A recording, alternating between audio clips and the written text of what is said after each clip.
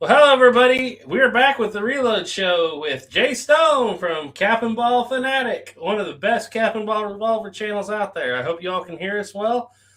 Sheldon Blunthorn may be coming in pretty soon, and maybe Duke. I do believe that Snapper is sick tonight, so we may not have him, but that's okay. We're going to carry on with this chat we've been trying to do for the last month. And something keeps coming up every time. So this is Jay Stone, and you all know him from everything Black Powder. I'm thinking Jake. That's all right. Jay Stone, it's about the same, right?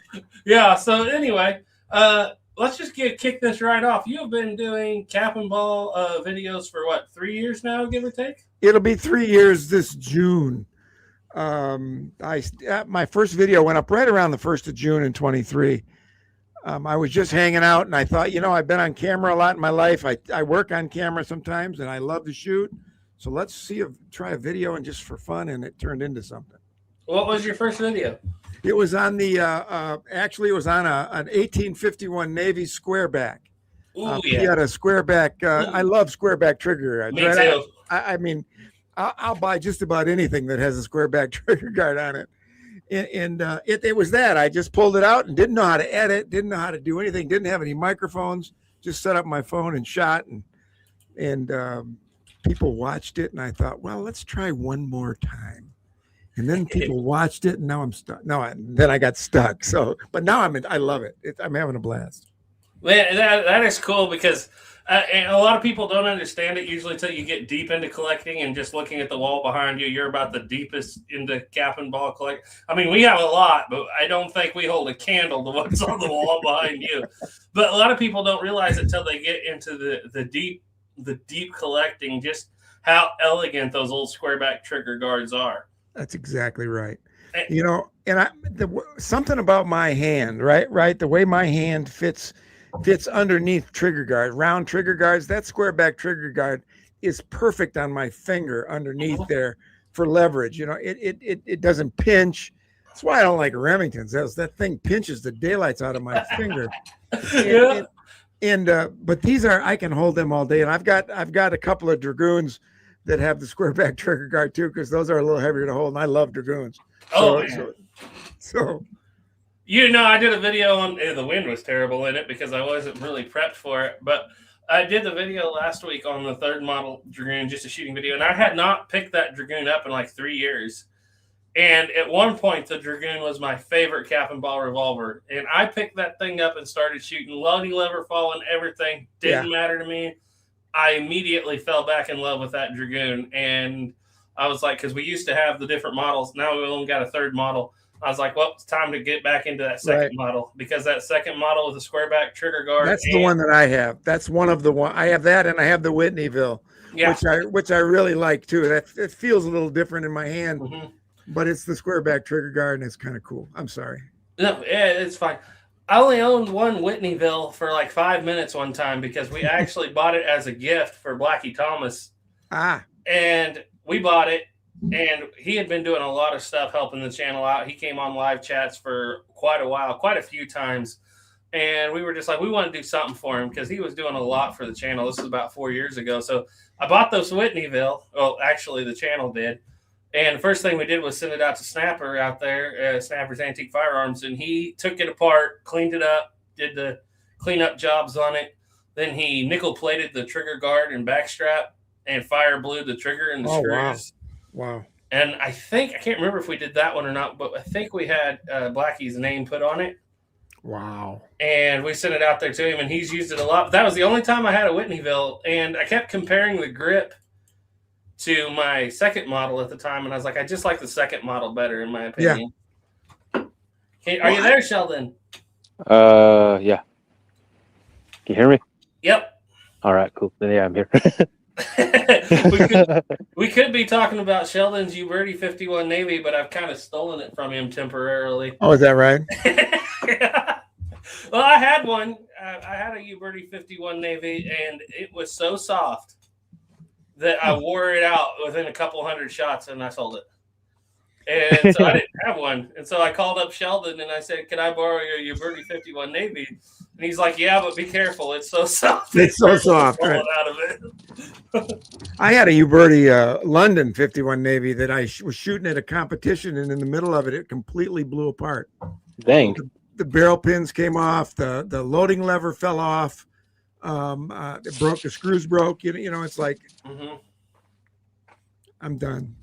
Yeah, and what's bad? And then I replaced it, of course. But it's funny is how long have you been collecting? How long have you been doing this? About 7 or 8 years. Okay. Seriously, I shot one years ago.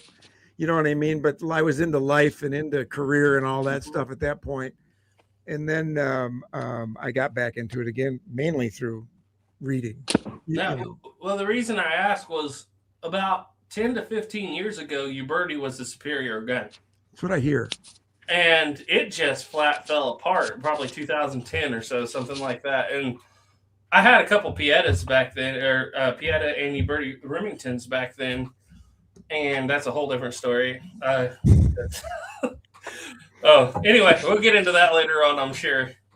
But sure, it's good to see you. Well, I can't see you, but we can hear you. Yeah, I'm actually at work, so I'm just walking around. You walking around? Yeah, checking doors. Oh, so did you have any questions for Jay up there? Hey, Sheldon. Hello. Nice to meet you. Nice to meet you. Even though you can't see me. I don't think I've ever asked you, Sheldon, what's your preferred cap and ball revolver? I would have said 51 Navy, and it's still one I like because my go-to is the Pietto 51 Navy I got back when I was 19. Yeah. I used to overload it with 777 and Pyrodex to the point where the old barrel got oval, the arbor hole. Yeah. That would just like wiggle, so I had to buy a new barrel. So you put like 40 grains of 777 and a round ball in there? Basically, I put as much as I can and crammed it down. Well, historically, that's what Colt told you to do on those round cap and ball revolvers. Of course, they weren't shooting the unholy. Yeah, they weren't shooting 777, probably. Right. The unholy substitutes, as they would say. Well, basically until I was 21, I couldn't buy actual black powder. Oh yeah, never thought of that. Yeah.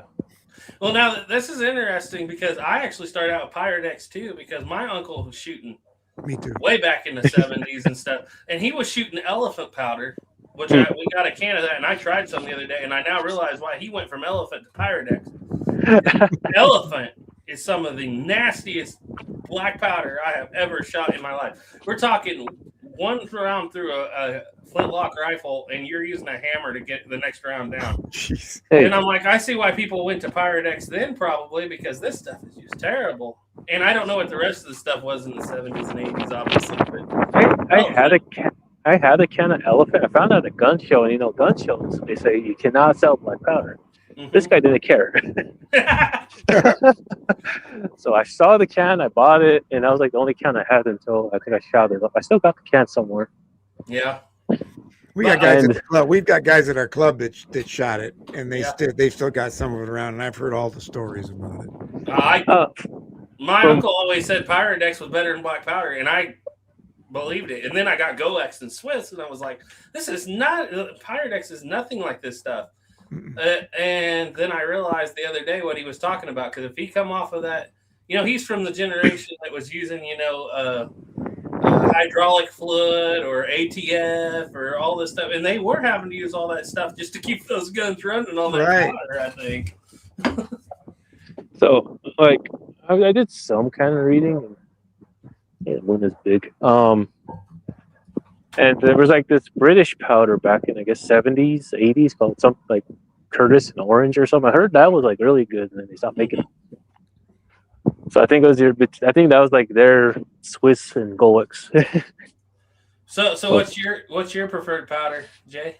Oh, my preferred powder is Swiss. I shoot Swiss and shoots, and we've had a little Golex around, but that it hasn't been made in a long time, and we ran out of it in our we sell it over there. So I shoot Swiss and shoots, and mostly Swiss at this point. Although I haven't figured, they haven't told me what the new price is going to be. It's last I checked is $60 a pound before shipping. Yeah. That they're letting us buy 5 pounds at last year's prices before they jump. Oh. We got a new shipment coming. I'll be carrying it in as usual because I'm the young guy in the club. So we're going to be carrying in powder. There you go.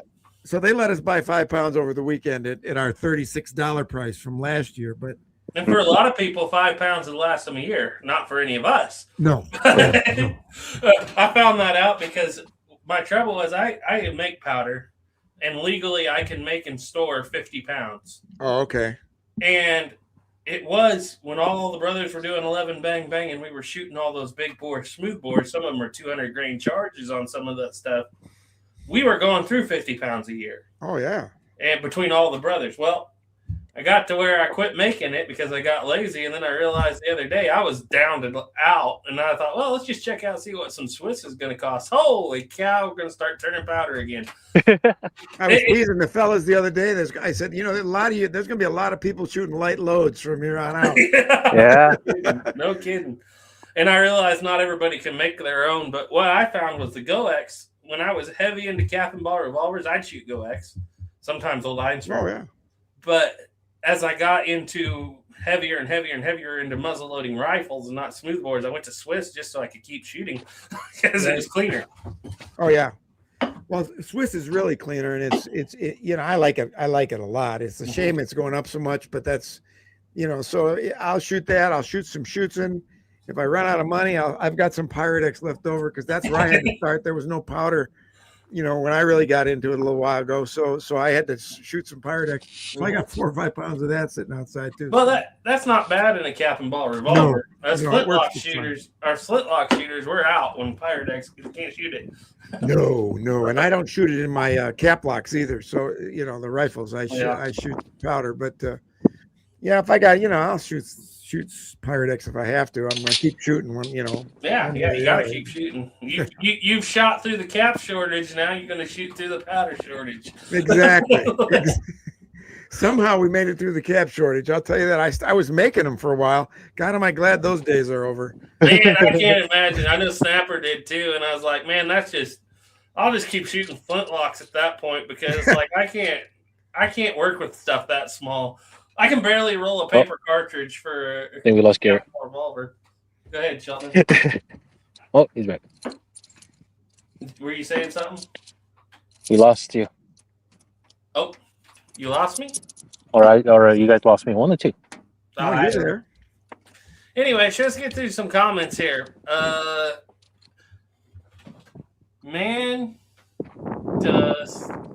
I'm just going to call you Man6580 because that's a big name. Says, yay! He says, I can't wait to listen as it happens, but it'll be later. 2 questions. If any of you, any info on the Webley RIC and its variants on the Frontier? Yeah, happened a lot. If you don't talk about the Bulldogs, obviously Custer, the Custer story, did he not?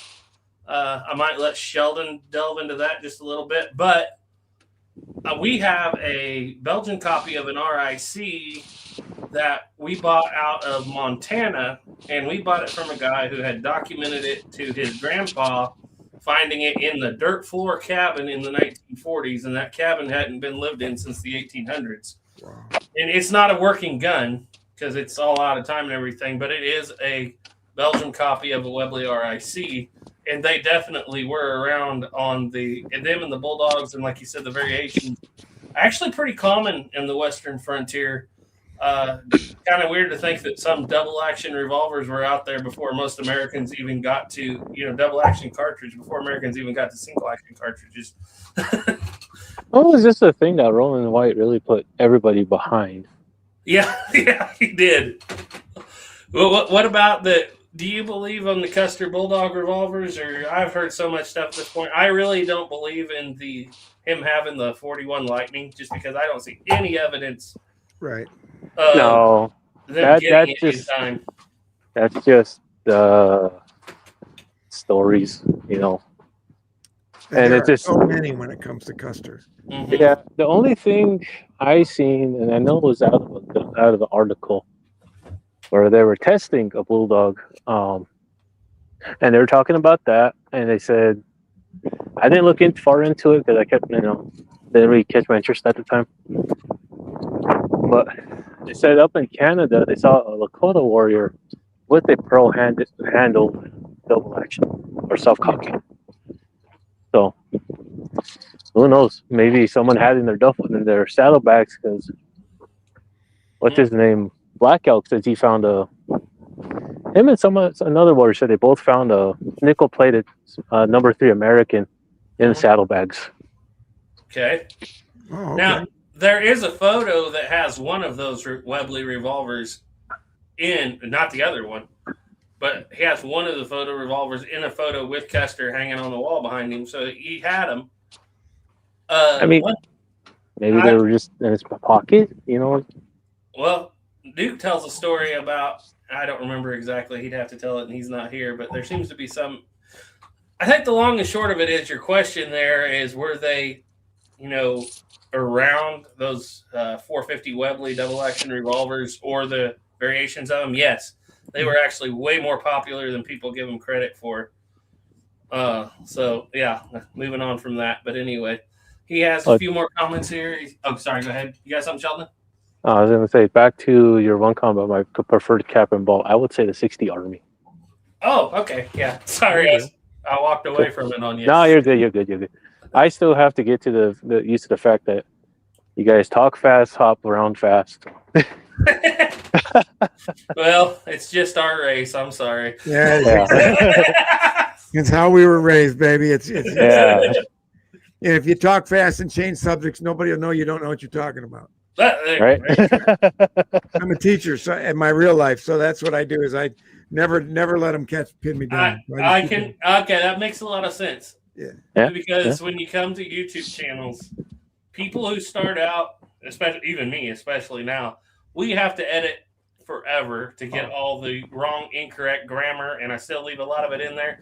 But there's people like Hickok 45, you yourself, Gray Pilgrim, or used to be anyway, but you guys all have a history in speaking, and you can tell it the very first video you make, it's to the point, and you know how to keep moving. And that's something I never have been able to do. Well, here's the thing, and then I'll let you get to the comments. When I was in undergrad 100,000 years ago, I actually majored in broadcasting, and I never worked a day because I couldn't think of anything else to major in. Mm-hmm. So I did that, and I never worked a day in it, and now it's come back to hell. Yeah, there you go. Years later. Yeah, and I know that even like Benji from Mill Creek Range, he has a job where he does a lot of speaking and stuff. You can always just tell when someone who has lived their life as a professional speaker picks up a YouTube channel where the rest of us are all like, well, he's about 100 miles ahead of where we started. Right. So Rock McLaughlin, okay. Man 68 or 6580 said, he had a few comments in there. I'll just go through them real quick. So would you do a segment or an episode on the guns of the Riel resistance in Northwest Rebellion 1885? I'll have to look into that. Lever action. That was an interesting one.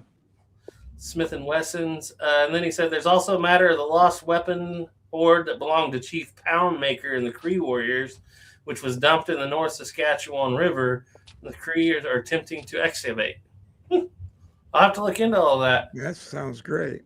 Rock McLaughlin said, looking forward to this one, hanging out in Tennessee. God's country, in my opinion. Brandon Leo 3 said, good evening, everyone. So excited he lives in Kansas. We have beautiful weather. The whole state burns down every 5 years, but we have beautiful weather. Brandon Leo 3 said, good evening, everyone. So excited for tonight's show. Also, I really enjoyed some new Smoke in the Woods platform. Well, thank you. If you guys don't know, we're making 11 Bang Bang style videos over on the sister channel, Smoke in the Woods now. Completely different deal, and it's kind of where we've moved everything to. Diane Houston says, good evening, everyone. Good evening. Good evening to you, Diane. Rock McLaughlin said, have to agree that enjoying the Smoke in the Woods recent run, also enjoy Cap and Ball Fanatic as well. Cool Hand 209, howdy y'all. Doug Dukes, hi. So looking forward to this. Benji's in Mill Creek Range says, I'm ready. Cap and Ball Junkie said, hello to all enthusiasts. Hello. Let's see. Travis Lynn. Hi, Travis. Said, I've been looking forward to this for 3 weeks. So have we. First it was the flu, and then it was the fire, and it was almost the flu again tonight, but the only person I think we lost to the flu was Snapper. Okay. Let's see. A few more comments here, and then we'll get back to conversation. Turkey Creek. Kodak Tackman says, howdy. TC. Hi, Turkey Creek. He's in. Rock McLaughlin said, hey, it's on. J&R. J Arms said, hey, fellas, it's been a while. Cool Hand said, I just bought an 1860 Army by Uberti, but I like my 1850 by Uberti more. It's more accurate. Doug Duke said, I have an Army San Marco 51 Navy. It has a square back trigger guard. CMP versus DOS. Sorry, I should look at the picture. Said, I see that in Wichita every once in a while at gun shows. Shashula's in says, Saboteur. It was Curtis and Harvey. I don't remember what we're talking about. I think that's when you're saying I can't get used. I forget that you guys talk quick and fast. Oh, I got Curtis on it. I got you. Swiss is getting way too proud. I'm just going to kind of skim through here, guys, a little bit. No. He was talking about the powder, Curtis and Harvey. Oh, the powder. Yeah. I was fishing for compliments. So Big Rooster 616 said, Jay Stone, we need to plug your upcoming annual shoot and get some more people hearing about it here. Go ahead. I will. So January. That was last month. It's June 6th up here in West Michigan at the Grand Valley Cap and Ballers. We have an all-day shoot. We do some pretty interesting stuff. Our first one was last year. We had a good turnout. Everybody had a lot of fun. So we do some time shooting events. We do some target shooting. Everybody had to shoot 75 yards. And this year we're going to shoot cards or something else. We're not just going to have your straight up shoot standing still targets, but it's June 6th. All day. We have free camping at the club. It's beautiful. We have a little enclave of campers at one end of it and have a good time. So if you're interested, pay attention to our channel. I'll be putting some stuff out on it pretty soon, or contact me and we'll get you hooked up. It's going to be a lot of fun. It's only $20 too, by the way. Oh, that sounds like it'll be a blast. Yeah, come on, man. It's a lot of fun. I mean, we're making it a long weekend.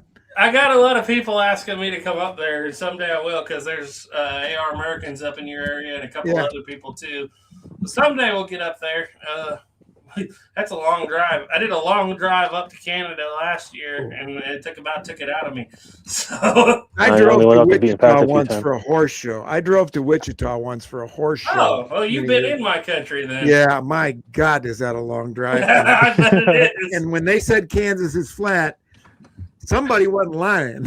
Well, yeah, up there it is flat. Down here, we're in some really steep buttes and hills down here on the Oklahoma line. But up there, yeah, that's flat up there. Flat.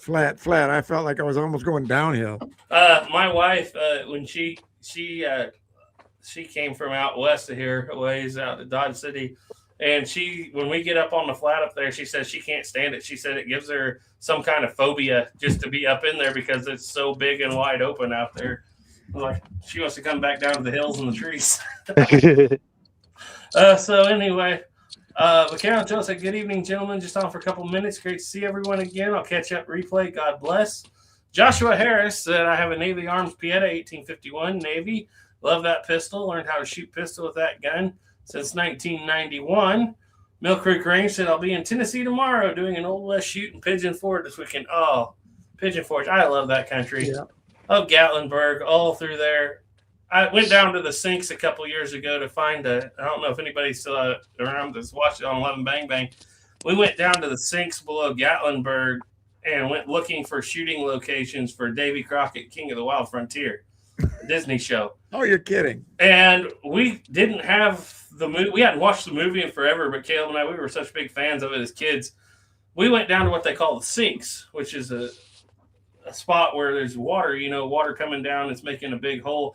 And we come around the corner and there's the rock. And Caleb, we barely got out of the car, went around the corner. And Caleb said, this is it. Because it's not marked anywhere. Wow. I said, you're kidding. He said, no. And I turned around and I filmed it. And then I put it to the film. It was the exact spot where George and Davy come down the mountain into the rocks and shoot the Indian off the rock. And they have the Crockett charge in the very first of that movie. And I had Caleb stand up on the rock, and I got down in the shallows to where Georgie would have been, and we refilmed that, and that was so cool. I love that. Great. So that is, by the way, we called that video "In Search of the King of the Wild Frontier." We did a whole 11 Bang Bang video about hunting up those locations, and it was pretty fun. Let's see. Sounds like you're keeping busy, Vigorous. All right, that's pretty much the comment. So we talked about what your first video was. What was your first cap and ball revolver, Jay? No, it was an 1851 Navy. It was actually a friend of mine who brought me out to the range and said, "Here, you're going to like this. Try this." You know, because he knows I'm a little different, and so it was at 1850. I don't even know who made it. The question is brass frame or iron? No, it was iron. It was iron. Cool. Good. And yeah, so I sort of knew I was going to like it, but it wasn't in the right time to get involved in it at that point. You know, there's time and a place, right? And yeah, especially for a hobby like this, it's going to encompass you the rest of your life. Oh, yeah. and encompass absolutely everything for the rest of my life, which is great because I'm fitting to retire here. So you know, I'm going to have a lot of time. So that's a conversation we've had a lot on this channel. People have always asked us, you know, what's your first gun? And it's almost universally, if people started with either two guns, Remingtons or brass frame 51 Navies, usually in 44. And it's usually because that's what people could afford, or that, you know, they were more common back a few years ago than they are now. But they got this reputation that they'll shoot loose so fast, which I'm so happy that you're doing this test. That's going to be fun, I think. I think we're going to have some fun with that. And and you're actually going to this extreme because you're doing a 44 caliber brass frame, right? And I can tell you from experience, I used to, years ago, I would buy Hornady round balls. So every 100, I'd know where the boxes were. And so when I shot a brass frame 51 Navy, and I shot it and I shot it and shot it, and that was all I was shooting at the time. So I go back through and count the boxes, and I had 2,100 round ball boxes that were empty. Wow. And I realized I had put 2,000 rounds through this thing, and it was still just as tight as the day I bought it. Wow. So nothing changed. It's a 36, so, you know, it's going to be a whole different ballgame. And I was shooting usually 20 to 25 grains. So I believe that the construction of the brass frame guns has changed since the 70s. Yeah, I agree. Because I have seen those old 70s guns that are shot loose. Yes, they absolutely did. Well, I bought a collection from a buddy of mine who had to was getting out of it, and he had a couple of brass frame 1860 Armies, and they were from the late 80s, early 90s, and they weren't in very good shape either. You know, but I wouldn't say they were completely loose and dangerous, but they were heading in that direction. So but I've got a buddy who claims to be a metallurgist. So, and he says this stuff is a whole different deal. So I'm looking forward to it. You know, I'm going to shoot 30, 35 grains, probably 30 most of the time. That's sort of the top of the manufacturer's recommendation for steel. And we'll see. You know, I'm going to put as many rounds through that thing as I can. And see what happens. And anything that, you know, anything that lets me shoot as many rounds as I can through a gun is going to be fine. You know, it's going to be fun one way or the other. But the first one I bought, you asked me what was I didn't tell you the first ones I bought was two 1850 Armies, or no, 1851 Navies. I'm sorry. One of them was one of those Pieta Old Silvers. Oh yeah. Because I'm a big Hickok fan. Yeah, right? yeah. And then I got another one that has a fake old patina on it.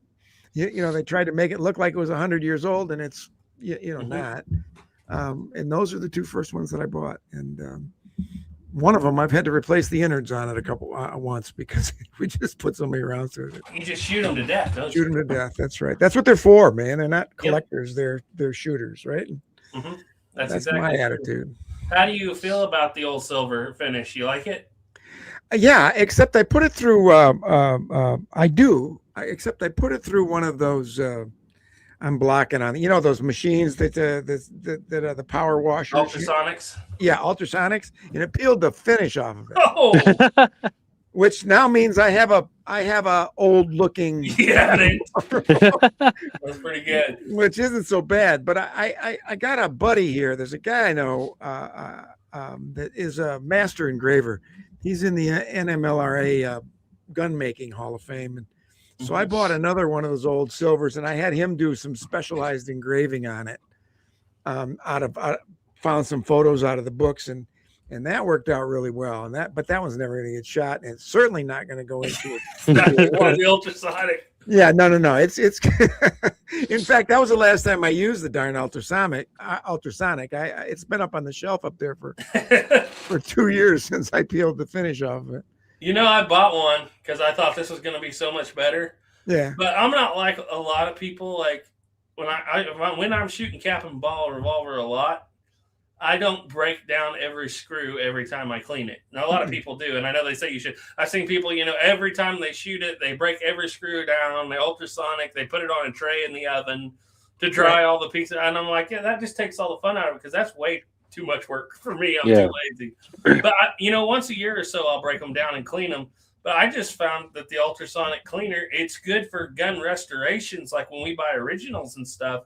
If you take them apart and put those in there, it'll get the dirt out of places you can't reach. But it is for just regular cleaning. I found it was just a hassle because once you get your system down how you're cleaning, you can clean a cap and ball revolver in 10 minutes or less. Well, what I found was I thought it would do a different job. I thought it would actually clean them, and I wouldn't have to still wipe out the gunk, right? Yeah. You take them out of there, and they're still in the cylinders and in the barrels and down inside it's still got all that stuff in it.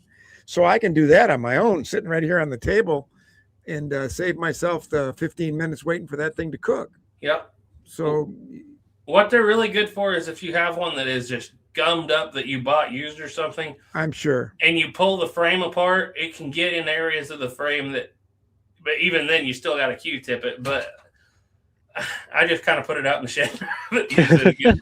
Mine is right up on the shed. I think it's going to go into a sale this year, if you want to know the truth. But like if we're redoing cleaning up a lock or an older Smith & Wesson original or something, yeah, I'll throw it in there with just some water and dish soap and get a really good clean on it. But it's not good for fouling, in my opinion. No, and the Pieta peeled, and all I used was Dawn and water. Yeah, I wasn't using some chemical. It was Dawn and water, and it just peeled it. So now it looks like it's 150 years old. Now the old silver, is it actual finish, or is it highly polished? I think it's that's a good question, man. I wanted to buy one, but I wasn't sure. They're fine. Other than this one that came apart, I don't think it's actual silver. I think it's just highly polished, if you want to know the truth. But you know what? I like them. They're pretty. Yeah. They shoot well. They're fine. It's nice to have. I love having it. And the one that's engraved is amazing. One of these days I'll be able to show it to you guys. But the other one, it's patinaed now. Yeah, it's patinaed. I like that. Still got the markings on it, but she's antiqued. Exactly right. That's where it fell off my horse in 1864. Yeah, fell right through an ultrasonic cleaner. That's right through a cleaner. Oh, that's pretty good. Well, I have this character that I play when we do Living History, and Sheldon and I, mostly whenever we do a few events a year, we do them together. And we're always teasing because the character that I portray is kind of a comedic character, because I used to be a scout, but I got way too fat for that, or scout type character. And so my character changed to buffalo hunter from the East, being hired. I hire all these scouts and we set up a camp and we do a paid buffalo hunt where I'm the rich fella. And in real life, it's actually absolutely the opposite of that. But I wanted one of those old silvers so bad, but I just couldn't. I didn't understand how the finish was done. So what I wound up doing was stripping one of my good Pieta 51 Navies, one I'd had for a long time, and actually going through the process of taking most of the markings off and nickel plating it. And then I was like, I want a square back trigger guard because I love a square back trigger guard. Exactly. So I bought a square back trigger guard that from muzzleloader.com did not fit at all. I mean, it was terrible, the fit that they had on it. So I had to do a whole lot of work to bring it back around. But that was my character's now. He's got and my nickel plating started peeling within a couple months. Is that the one that was in the video that you put on Smoke in the Woods the other day? Yeah. That's a nice looking. But I don't mind because this is usually in 68, and I like to think that this character bought it 10, 15 years ago. So it would be about that old. And so that's kind of where I was. I wanted one of those old silvers, but I wasn't too sure for the money if it was worth it. You know, I like I said, I think if you, and I may have had a bad one. You know, there may have been a flaw in that one that peeled apart.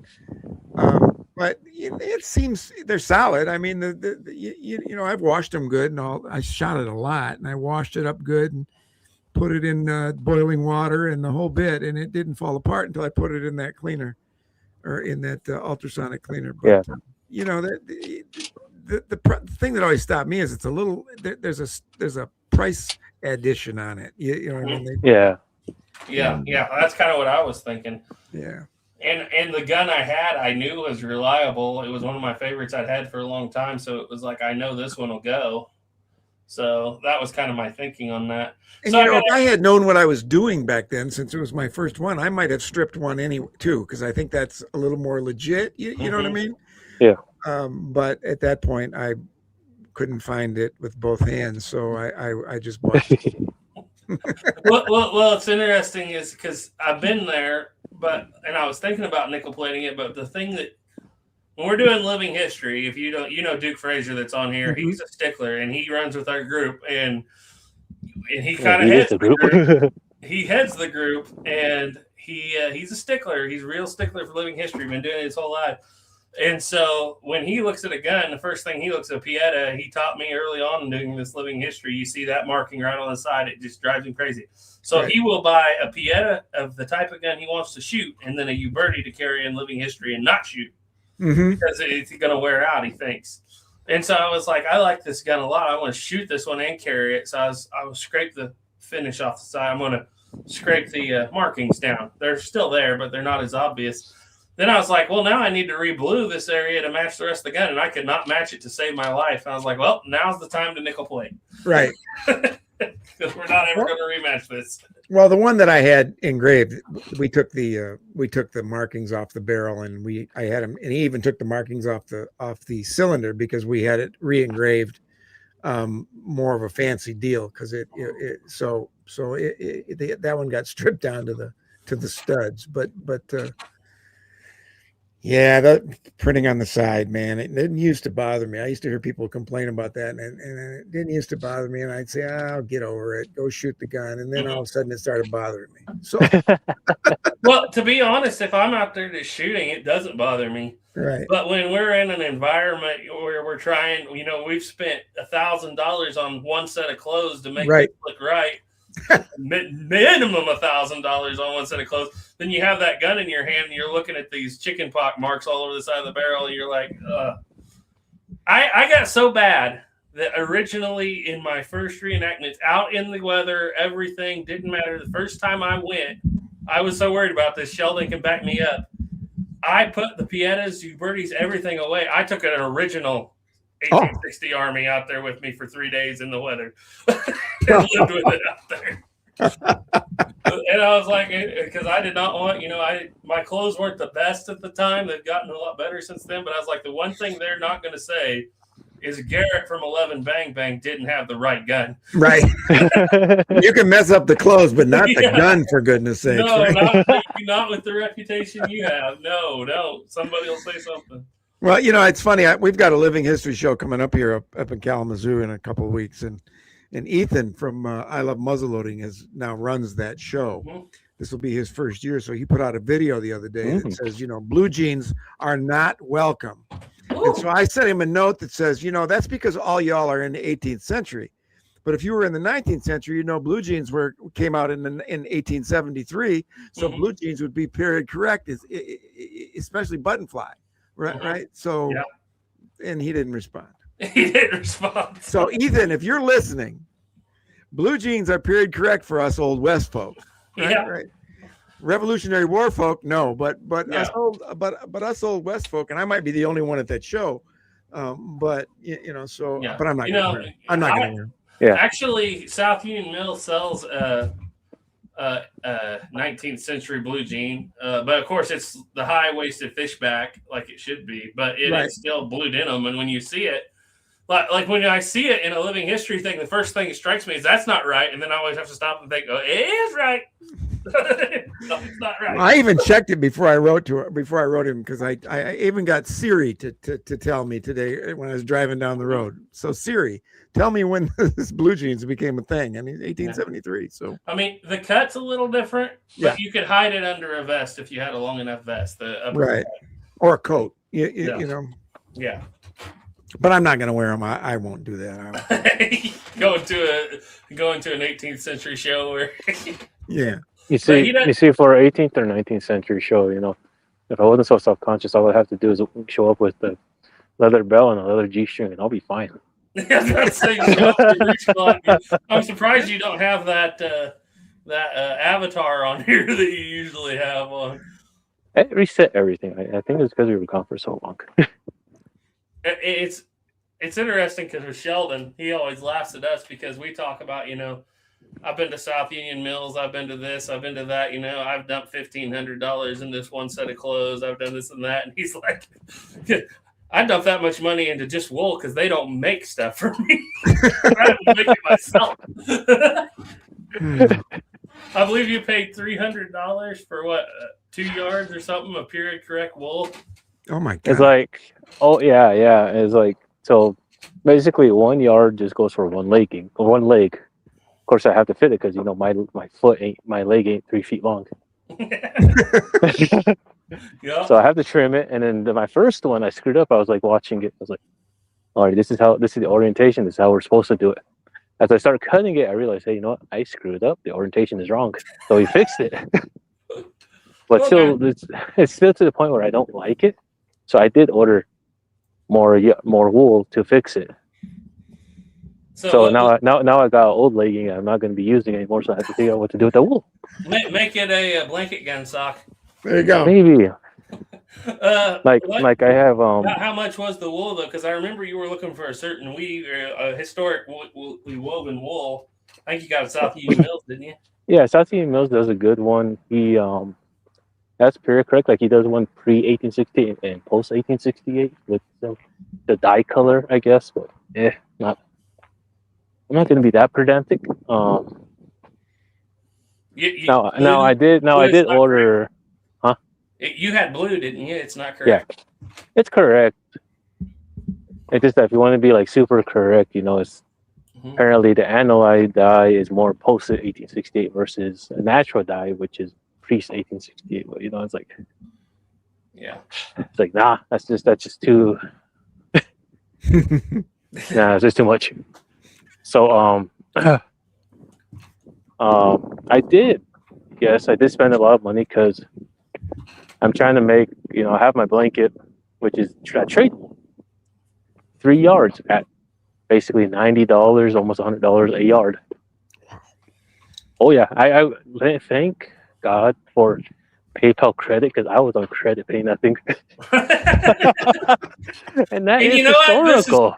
This is hilarious because we've been doing this for a good number of years now, but Duke got us all together to do this first, and we made our group. You know, he wanted to build a buffalo hunting camp, and the thing was, he's worked his whole life in museums and living history, like, and he's, you know, he is real, like he's counting stitches, and so he's like, he spent a year working with us through this stuff. It's got to be right. And we showed up to the living history event, and it's like nobody else was right. But our camp, well, I won't say nobody else was right. Like all the Army guys, the guys running it, they were great. But it's like a lot of the other civilians were not even close. And Duke was just walking around shaking his head. I said, "What's wrong?" He said, "If I see another wallmaker tag on the back of somebody's britches, I'm going to have a fit." Well, you know, Duke is just spending a little bit too much time looking at the caboose. That's right. He was looking in the wrong place, man. Well, we had one last year I went and I wanted to up it, so I bought a Sharps 59 Sharps paper cutter, and I bought a set of the telescoping sights. Mm-hmm. And he was pretty sure that wasn't there. And him and me spent about 3 months looking through pictures till we found one picture of a set of telescopic sight, or I say telescoping, not telescopic, the Quigley style sights. Yeah. We found one picture of a Civil War soldier that had those, and he said, "All right, bring it." Well, the problem I've got is I put a fortune into the trousers, the pants. Yeah. And then I lost 35 pounds. and I just, it struck me. I just realized that, and the show's in like 2 weeks. And so I started putting those pants on the other day, and I can get 2 of me in there because they're big to begin with, right? I mean, they're cut big to begin with. And so now, I'm gonna go, man, but it's gonna look like I got some animals fighting in my pant legs. Well, that's historically accurate too. Not, depending on your character, obviously, but right. You might have had a bigger set. You've been out there for a while in the plains. You ain't gonna wear what you did in St. Louis. Well, that's exactly right. And if you're out there on the plains and you don't have a lot of money, you're gonna wear what you can find, basically. And if it happens to be 4 sizes too big, then that's what you wear. It's better than being bare butt on the prairie, That's it. That's right. Sheldon keeps saying he's going to go breech clot someday, but he's got dieting goals or something before he does it. I don't know what's going to happen. You got diet goals too, Garrett. I know. Oh no. Nobody's saying that I'm fit. I guarantee you that. I live on the internet. I live on YouTube. I know what they say. So yeah, I'm not the most. I'm not Rodney Grant. Well, I'm not winded his hair. The health thing drove me to it. You know what I mean? Last year. Yeah. So I mean, if it hadn't been for that, I'd still be looking like I did, and that's eating too many hot dogs. But Yeah. what was I gonna say again? One of these days, yes, and it will be more authentic. Like, okay, can't say it's not period correct, because there is a winter count, and the guy who gave translations for each like picture. And in 1872 or 1873, him and another group of Lakota found a Crow party. So they fought, and they killed this one Crow warrior, and they were astonished by him because he was 300 pounds. And they loaded him up and they took him to, I think, the nearest fort or the nearest settlement where they could find, a doctor. And the doctor happened to be the priest also. Put him on a scale. Say, they say he weighed about 300 pounds. Now, he was a reservation Crow because there's no way he was eating that good. I was just going to say. Roaming the plains. Or was that just something the Lakota said about the Crow? Yeah, exactly. That's the only one. That's the only one I saw. Did they have McDonald's on that reservation? Yeah. One common thing I saw on reservation was that the man would always double dip into his family's rations. Like 5 pounds was meant for the man, 2.5 pounds was meant for a wife, like 1.5 pounds to a pound was meant for the kids. He would go through all of their meat rations. Yeah. Wow. Apparently that was common. I would imagine, yeah. Well, that's not enough to go around, That was supposed to last him a week. That don't sound like that'd last me a week. I know that much. Let's get a few comments here. Good evening, 45 caliber medics in. Okay, so Classy Cummins 3077 said, "So glad you're doing these lives again. I've missed these, and news of Smoke in the Woods channel taking off with the new videos is great. Keep it up." Thank you. Big Rooster said, "I started with a Ruger and fell in love with the Colts 25 years later." Doug Duke said, "Jay Stone, you just think you will have all this time when I retire. Wrong. You get so busy, there's never enough time." I know. But it's nice to dream, man. Let me have my dreams, my fantasies. Oh, come on. When you retire, you get to be like old Peter Kelly up there, Woodland Escape, and build your own fort and all that kind of stuff. Well, yeah, that's what I want to do. I've looked at Townsend's a couple times and said, let's just build a city. I mean, I have a pasture out here, and I don't have as many horses as I used to have. Let's just build a city. Build a town, yeah. There you go. We used to talk about that on 11 Bang Bang, building an 11 Bang Bang like a museum town, but it never went anywhere, obviously. But right. Let's see. 45 caliber medic said, I started off with a new model Army 44. I was going to try some Hokkaido's 220 and 240 conicals soon. I bought his 255 grain mold for a future Dragoon. I hear heavy loads may batter the Colt's design wedge and such. Okay, here's my take on that. I shot a lot of Dragoon in my life. 55 grain loads with round ball. Never had a single issue with the wedge on it. I've shot a lot of conicals with 30 grains, give or take. Never had a single issue with the wedge on it. The only one I've ever had a wedge issue on was an Army San Marco 44 caliber 51 Navy that I shot a lot of Pyrodex through, and it did deform the wedge. $10, bought a new wedge, and went on. So, it wasn't that big a deal. Any thoughts on that? So that's my thoughts on that. You guys got any thoughts? You ever battered a wedge out? Have not. On my 51 Navy, I did.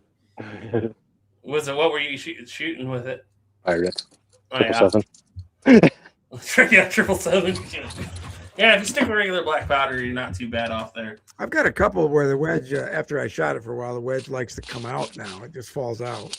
Yeah. I've got a pocket, 1849 pocket, where if I don't pay attention to it, the wedge will be sticking out the left side. Mm-hmm. But no, I've never really battered a wedge into submission. One of the originals that we shot quite a little bit was a Manhattan Arms 51 Navy that we have. And when we first got it, the wedge was already slipping. Mm-hmm. So what Caleb just did, and it was a wedge someone had made, or it was not as quality as a Colt wedge, and it wasn't the same size as a Colt wedge or a replica. So Caleb wound up just taking it, putting it on the anvil, giving a little heat, give a few taps, spread it a little bit, went back in, hasn't come back out since. Wow. So you can fix them pretty well that way. Let's see. Cap and Ball Junkie said, my first revolver was from the late FIL 44 brass, my late father-in-law, 44 brass 51 Navy, got hooked. It's taken over my life. We'll do that. It sure has. I know him. It has taken over his life. You think I'm bad? Oh, yeah? Oh, yeah. I look up to him. Yeah. 44 or 45 caliber medic said, I wondered, since the Dragoon shot a 260 grain conical back in the day. Now, you're not going to wear it out with that 260 grain conical because you can't put enough black powder behind that 260 grain conical in there to hurt it. You can only legitimately get 30, 35 grains behind the conical, that big conical in the Dragoon. Have you experienced that? You shot a lot of Dragoon, haven't you? Mm-hmm. Have you shot just round ball, or have you shot some conical? No, I've shot some Kerbals. I've not shot the big Dragoon conical out of it. The From big heavy Arizona. one. Yeah. But I've shot the Kerr bullets out of it. And, you get 30, 35 grains in, and that comes screaming out of there. And other than the loading lever falling down, which has never been a problem for me, I don't really care. Mm-hmm. I can't imagine ever having any problem with those big heavy guns. No, and they're solid. And like I said, you can't. I don't know how many people have told me, well, I've loaded 60 grains and a 260 grain conical in my Walker, and I'm always like, no. What Walker are you shooting, man? Because I'd like to see it. Well, who's the dude that says you can get 90 grains into a Walker? I saw that video a while back, and it was some dude giving a lecture somewhere. Phil Schreier, head curator of the NRA Museum. Oh my gosh. Huge YouTube following. And I found that video 5 or 6 years ago, and I just kept it in my back pocket because some of the things he actually said in the lecture were historically accurate and correct. He did a lot of, in the actual lecture, which was like 3 hours long, he did a lot of discussion of Walker's letters at the end of his life, Samuel Walker, and the discussion of which guns he took with him. And I had to double check everything But after a lot of research, I found, yeah, that's 100% correct. But he starts the video off with saying, yeah, the very first thing he says is, in 1970, whatever, Clint Eastwood stood over a bad guy and said, "This is a 44 Magnum, most powerful handgun in the world. Blow your head clear off." I remember that. That was a falsehood, he says, because at that time, the most powerful handgun in the world was still the Colt Walker that held 90 grains of powder and a 260 grain conical, which is more powerful, the next thing he said, more powerful than the Springfield trapdoor rifle cartridge. Yeah, he must have been pouring the powder in that thing down the barrel and putting it there. And I sent that video to Jake, and he added it to his video, and a lot of people were like, well, he must have misspoke. No, he didn't. He drilled down on it like 8 or 9 times in that lecture. Drilled down. Yes, he did. And I'll tell you what, I loved Jake's video on that. That was the first time I really saw that, because you'd always heard that Walker was the most powerful gun before the 357 or the 44 Magnum or something of that nature. Mm-hmm. And I always sort of figured it was maybe the most powerful percussion revolver prior to a certain year, but you just never know. So when Jake did that video, that was great. I think that video was born right here on the Reload show. Oh, was it? After we had a live chat one night, it was him and Snapper and me just talking in the back after it was off. We were still just visiting. And Duke was the first one to say, I do believe after all my experience shooting, I get better penetration out of a single action Army with a 40 grain charge and a 250 grain bullet than I do out of my Walker. Mm-hmm. And that started the bug going with all of us. And we talked about it a lot through text message and everything. Pretty soon we were all, because we were deeper, I think, in the Colt world than Jake was. Jake's in a black powder where he's a different world, Right. And we all came to the conclusion we could legitimately kill our channel if we did it. Because there are so many people that will just, we call them the CULT, the Cult of Walker. And we came up with that in a group chat. And we were like, the only person here who is big enough and tough enough to handle making this video is Jake, because it will destroy him. And it tried. I mean, you should go through the comment section. There is some downright hateful people in there. But he proved it. And once the truth's out, once it's verifiable, I don't know what else you can do. And why exactly? And the other thing about that is, as an aside, a couple of folks have asked me why I'm going to just risk destroying that brass frame gun, and I keep thinking Jake's my role model. He bent the ramrod on his Walker, trying to get that bullet down inside of that full chamber. I mean, that's a commitment to me. I right there, that's a commitment right there. So if he can do that, I can blow up a brass frame 44 caliber. Yep. I remember the first comment I wrote on that was, as soon as it came out, I wrote the comment, "Here we go." And it was a "Here we go." And I think it's one of the more popular videos. I don't know what's his most popular video, but he paid for it in the comment section, because there was a lot of people with really hurt feelings over that. I had a question for Jay. Yeah. Which one do you prefer, a Pieta Remington or a Uberti? Or do you shoot much Remingtons? I don't, okay, so I made a video a year or so ago called "I Hate Remingtons." Yeah, I think I missed that one. Yeah, and then I made another video about last fall that says, okay, so I don't hate them as much as I used to, basically, right? Yeah. I said I'm not in love with them like I am my Colts. I'm sort of smitten with them. We're just sort of dating at this point. Yeah. But let me just say this: I believe in the adage that I heard somewhere not too long ago, because it's what I've been saying on my channel since I started, which is, if I want to hang a gun on the wall, I'll buy an Uberti. If I want to take it to the range, I'll buy a Pieta. Mm-hmm. And so if I was gonna get a Remington, it would be I'll buy any Pieta. Mm-hmm. If I want to go shoot it, because they're just the most reliable, the strongest, and I've had no problems with them. Right. Mm-hmm. So yeah, I've got Remingtons, and they're all right. I suppose. Well, I feel like this is more, I guess, a mechanical thing. But does your Pieta Remington, does it feel spongy? It doesn't feel spongy. The one I have feels spongy.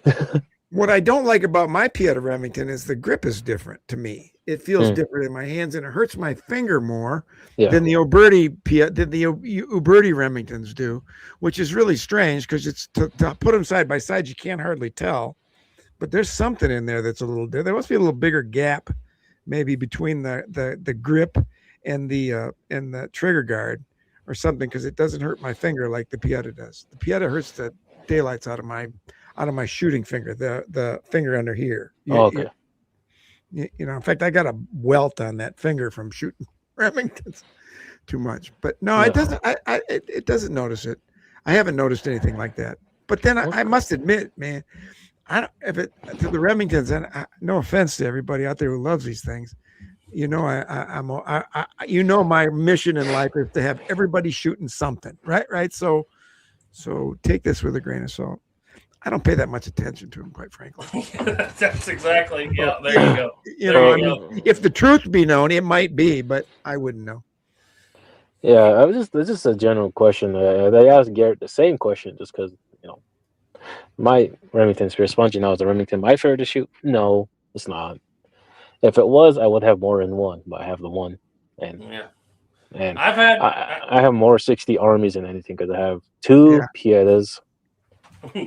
1 Uberti. Oh, no. I have 5. Holy.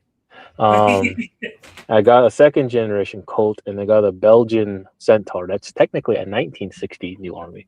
Right. The thing about Remingtons for me was when I was young, I grew up and doing historic. I was doing reenactment from a very young age, not necessarily living history. But I was around a lot of these older guys, and everybody in the 80s, 90s, early 2000s, everybody carrying a Remington. I'm like, what's the deal? And anybody that had a Colt, they'd laugh at him. And I remember one old man, I was going to get into it. I was going to buy a cap and ball revolver. I bought my first cap and ball revolver when I was 13 from another guy. And it was a Remington because the old man had told me, you want the Remington because it's the most popular, because they used to carry 6 cylinders during the Civil War. Right. Swap these cylinders out real fast. And that's one of the reasons everybody carried them. There were hardly any Colts left by the Civil War. And I grant you, this was pre-internet for a lot of these reenactors around here. But I heard that so much that I grew up just thinking, Colt's a piece of junk. And then I shot one that was a good one. And it didn't cap jam right off the bat or anything like I was told was going to happen. And I realized I like this better. It shoots a lot longer without stopping. Yeah. Oh, yeah. Are you kidding me? Then I made it my mission to prove to the world, to everybody that I could, that the Colts are not. Now, some of the replicas today are rough coming out of Italy. I'll give you that. But the original Colts are not as bad. They did cap jam. There are accounts of that in the Civil War, but not like every 3 shots like some of them do today. And I find actually, especially when I was doing research on the Colt Root revolver, they did not like that thing. And I think they didn't like it because it had a top strap. And the top strap, according to Root himself, in letters, would deflect the powder fouling from the top down back onto the pin and freeze it up in a cylinder or two. And, they rebuilt it when they did the single action army by adding the bushing. But that was my mission after that. It was like, these guys have been telling me a bunch of hooey for my whole life. Let's change this. Let's talk about it. Let's actually get some research done on the subject. Well, one of my favorite books that I've read is called The Gunfighter by Joseph Rosen. It's a real study of, I'm sure you've seen it. It's a real study of sort of the culture of that and how that came to be. And somewhere in that book, they talk about the Remingtons becoming, the soldiers hating them because after a couple cylinders they'd become clubbed, because they'd seize up solid. And I can see how that would happen, especially if you got rough powder. If you don't have rough powder, if you're shooting elephant, you're not going to go very long, are you? You're in big trouble. That was something that I found in my studies was, especially late and post Civil War, officers in the Western theaters, people especially out to Arizona, Colorado, places like that where supply lines were long, they were writing in and say send these Remingtons back and give us Colts. Mm-hmm. This was after the fire, so the ordnance department was like, "We don't have any Colts." Right. So you don't love to get give any. you some Colts. You know, the only time I've heard appraisal for Remingtons was, I think it was in 68 or 67. They gave the Southern Cheyenne and Arapaho 500. They said Remingtons, like specifically said Remingtons. Mm-hmm. And they said like a year or two later, they specifically requested those Remingtons, which I am not sure if they specifically requested Remingtons or just said revolvers. Yeah. But the first thing was they made it clear that they gave them 500 Remingtons that were basically condemned by the War Department. So they liked them, but I don't think they had much of a choice. Yeah, I was going to say, you take what you can get at that point. No, and the thing we found was on originals, Colt was, because I handled a lot of original Colts, and I know a lot of people who have handled them. And original Colts by 1860, the factory was so down and so exercised in making these interchangeable part Colts that they are just, you slap one barrel, one cylinder, you can just put anything you want. We got into some original Remingtons over at Snapper's Antique Firearms, and we found that over the course of about, I think he had 6 or 7, he couldn't fit one cylinder in from one Remington into another one if he wanted to without retiming the whole gun. Wow. Because they were, they had just got into the revolver market and they were still working on interchangeable parts in their factory early on.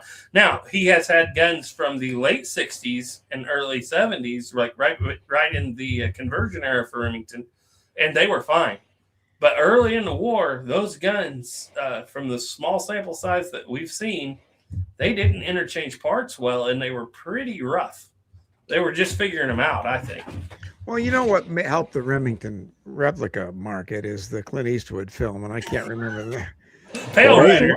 He's wandering down the street changing his cylinders, and I've tried to wander down the field and change my cylinders. And for some reason or another, I can't get it to go that smoothly. Pale Rider. Yeah, Pale Rider. That's it. I can't get it to go that smoothly. I got to stop and look at it. And then I think Hell on Wheels like 10 years ago also gave it a little bit of a boost, but I don't know. It's like I think it's just like I remember watching this one guy's channel video, and this was a long time ago. I think before like 8 years ago or something. And he just said that he liked the Remington just because it copied more modern revolvers. Yeah. Yeah. Hey, thanks, Turkey Creek. What was I saying? Telescoping. Vernier Tang sight. I should have known it. I bought one. That was what I was looking for. Not telescoping sight, like a hat. But yeah. Let's go through a few comments here. You have something to say there, Sheldon? Did I interrupt? No, I'm good. Okay. Let's see. Shashila said, I have a Sharps infantry rifle that won't shoot. A guy told me had to get the crap out of it, wouldn't come out, and he was using an ultrasonic cleaner to clean it now. Big Rooster said, I have an old silver Pieta new model Army I've had for 24, 25 years. It's really patented or painted or patinaed, I think is what he's trying to say there. Gotcha. T. Burke said, it doesn't help Pieta puts the large letters on the top of the barrel. Great Western 2. They need to stop doing that. I agree. Yes. 45 caliber medic said, I hear you fellas. I wanted to wear a fine kilt and also a great kilt for historical purposes, but I'm holding off until my waistline is in order. Mill Creek Range said, I dropped about 25 pounds myself, had to buy new pants too. 45 caliber medic said, it's a good problem to have, Mill Creek. Mill Creek said, I try to dress as close to period as possible, but I can't see spending hundreds of dollars on clothes that I'll be rolling around in the dirt. And that's true. For his reenactments, he is doing gunfights and stuff. That is a whole different ballgame. Right. You don't want to be blowing up your $300 South Union Mills Excelsior trousers every time you go into a gunfight either. Mill Creek Range says, it's definitely been for the better. Okay, so a few more comments here. 45 caliber medic said, I appreciate you guys sharing your experience. I envision shooting a healthy amount of 255 grains with black powder in the Dragoon. I think that's a perfectly good thing to do. Big Rooster said, I did on my original 1860 Colt. I had to buy a new wedge. On the cap and ball subject, Mill Creek said, I'm definitely enjoying my Cimarron Model 1860 civilian models, loving the Guns of the West paper cartridge kit too. Doing round ball. We can get to that in just a second. I have some stuff to say about that as well. Yeah, me too. Me too. I do too. Let's go ahead and let's do it now. The paper cartridge thing? Yeah, paper cartridge. 36 round ball cartridges stink. My fingers just don't. I have a couple guys that are watching are always on me about this because I don't make paper cartridges. My fingers don't like to work on those little rolling things. I just can't make it happen anymore. And you know, I want to, without being offensive on this, there was a time in my life when I was good with rolling papers. And that's my fingers used to work, but those days are long past. It's like making caps. I have a heck of a time with it. And the thing is, Dustin's is the most simple. The Guns of the West paper cartridge kit's the most simple one to do. And I still hate doing it. I sat down the other day and made one in about 10 minutes, and I was like, okay, I'm going to make 6 for this video. And then I'm going back to shoot round ball. I think I have a little pistol. My excuse has always been, this is a square-back trigger guard 51 Navy from 1851-52. Paper cartridges weren't common yet, so I could still shoot round ball with these. There you go. And that's my attitude. I read somewhere that Hickok shot loose powder up into 1871. A letter from a buddy of his. So it's like that's all I need. I'm good. Like I got like one of those reloading pistol cases, you know, those little plastic ones that you put your reloaded ammo in. I got one that's like half full of 44 and half full of 36, and it's like it's been sitting there for a while, so I'm curious if we're gonna shoot now or not. Like maybe a year, because I got done making them. I was like, you know, we're kind of done with this. Like both of you have, you know, your reasons why. And like one thing I read, you know, with like Native warriors is they always talk about having like some of them talk about having pistols, but they also talk about having their rifles. And when you see the native hunting bag, like muzzleloading bags, the horn is always attached to the bag with very short, you know, lace strings. Mm-hmm. So I got curious, like, oh, maybe, you know, they loaded their pistols with the powder from the horns because, you know, they're just looking for, you know, sending the round down range. That would make sense. I mean, that is a pain in the butt. Yeah, I can imagine. I've tried that. You know, yeah, because you spill a lot of powder and you trickle it around. And that's exactly right. But I can imagine that. Why, if you have a whole powder horn already, why in the world would you spend money on a flask? It's probably what you're thinking. Right. I did send Garrett that one where this Lakota warrior White Bull talk about using a buckskin patched round ball in a revolver. Now it doesn't specify what caliber, but I'm guessing, you know, 44. And people tell me that all the time because I like to shoot lubed fiber wad, the Wonder Wads. I don't know if you do or not, but no. I did, and people were always like, that's not historically accurate. They never wadded, and they never used anything like that. Well, not for lube, but the Army did have a paper patch round ball cartridge for that Dragoon for about 5 years, at least. I read an article somewhere where from the mid 1850s where they talked about using some different things for as wads. Again, not for lube. I remember cork being part of one in paper, so that they're probably a little more historically accurate than the lube than the stuff over the end of the end of the chamber. But you know, whatever you like. It's whatever, and that's the thing. Whatever you like. I tell people, whatever you want to do it. Right. You know, because you can find documentation or you can find no documentation. Right. You can twist this around so many different ways, and if you're going to be doing it military style, you're not using anything because you're using the cartridges pre-waxed, pre-lubed already. Right. So, but when people start telling me they never did this, the first thing I'm going to do is find out where they did. Well. Okay, so let me say this. This is kind of a testy subject, but I'm one of the guys that sort of stood up for everybody that shoots 44 calibers, 51 Navies, right? Yeah. Because when I first started doing videos, I would have people that were almost ashamed to say they had one, and everybody says they didn't exist. And my attitude is, how do you know? They Just did 'cause there exist. isn't a picture of a. I know. We Just 'cause have there isn't a documentation. Well, you do. So I mean, so I've got something coming out next week where I end with, until you can prove to me that they didn't exist. How do you know what some gunsmith in Abilene did on a Tuesday in 1863? Right. I mean, it's not like now where everything's documented. So it's like, if you got it, shoot it, man. There's about 7 that Colt made. Is that right? He tried one in 44, and he knew it was without a belted cylinder. It's not going to work. He can shoot a few shots. He tried one in 41. He made 11 or so of those. But 51 Navies in 44 caliber existed. Here's the kicker: fluted cylinders. Wow. So, but it has a 51 Navy loading lever. Right. And Blackie Thomas and I have talked about this for years, and we should have done it. We were talking about we need to get what they make now, their fluted cylinder 1860 Army cylinder. We need to put it on a Navy and then turn the octagons down just a little bit, because it wasn't a real sharp octagon. It had octagon, but they weren't. It was different looking. It's in Charles Pate's 1860 Army book. Oh, okay. And if you look, Lodgewood had one of those. I'll look into it. I got that book, I think, up here. If you look in there, you'll see it. It doesn't look like a regular 51 Navy, but they did exist, and there's a few that still exist. And every time I see a video and I'll go down in the comment section and somebody's shooting one of those 51 Navies in 44 caliber. The first thing everybody's going to say, fantasy gun didn't exist. I like to get on there and say, well, actually, I think that's great. One of the missions of my channel was to get new shooters involved and to get people that hadn't shot in 20 years back involved.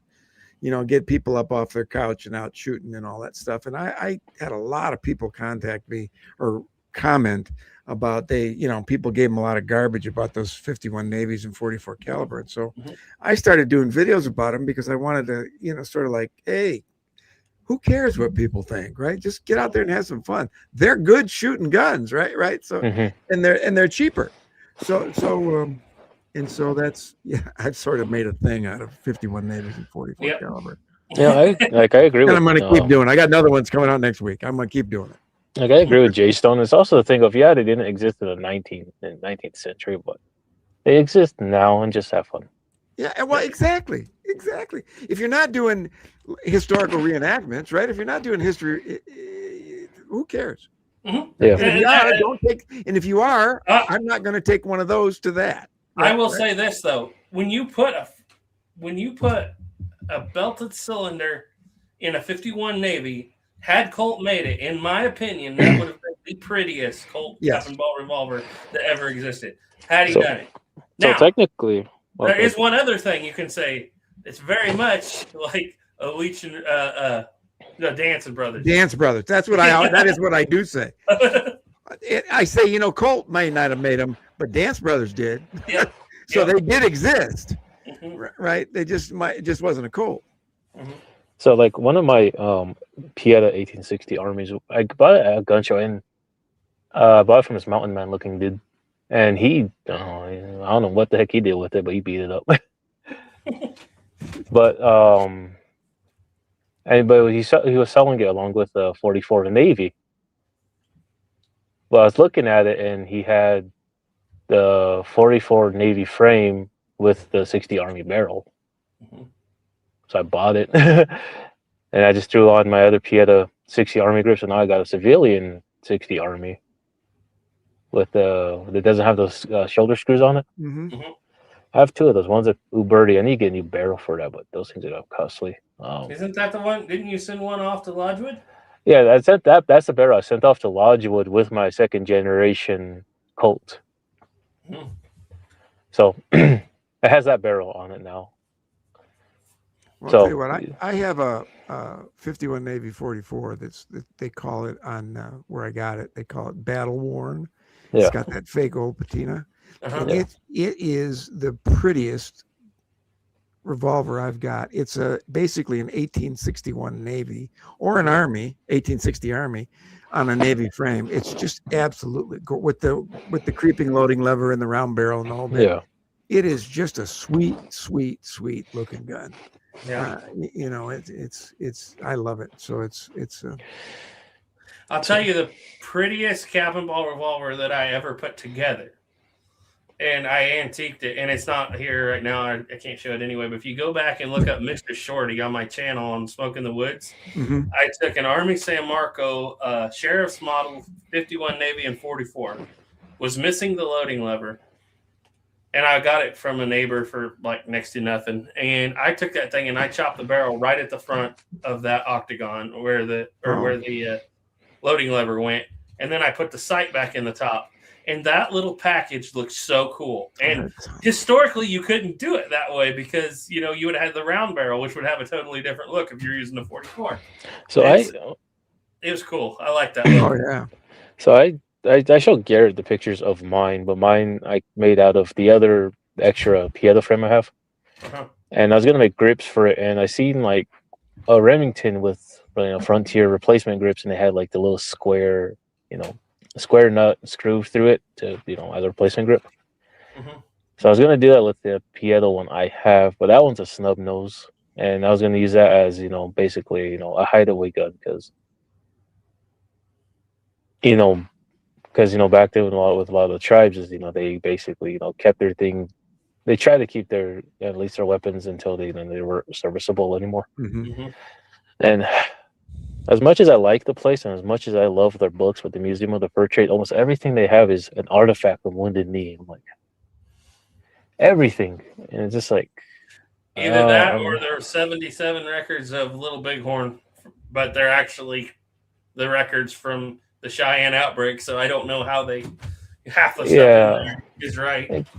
Because they have a snub nose, and one of the books I have, I think it's I forgot which book it is, but it's one of their books.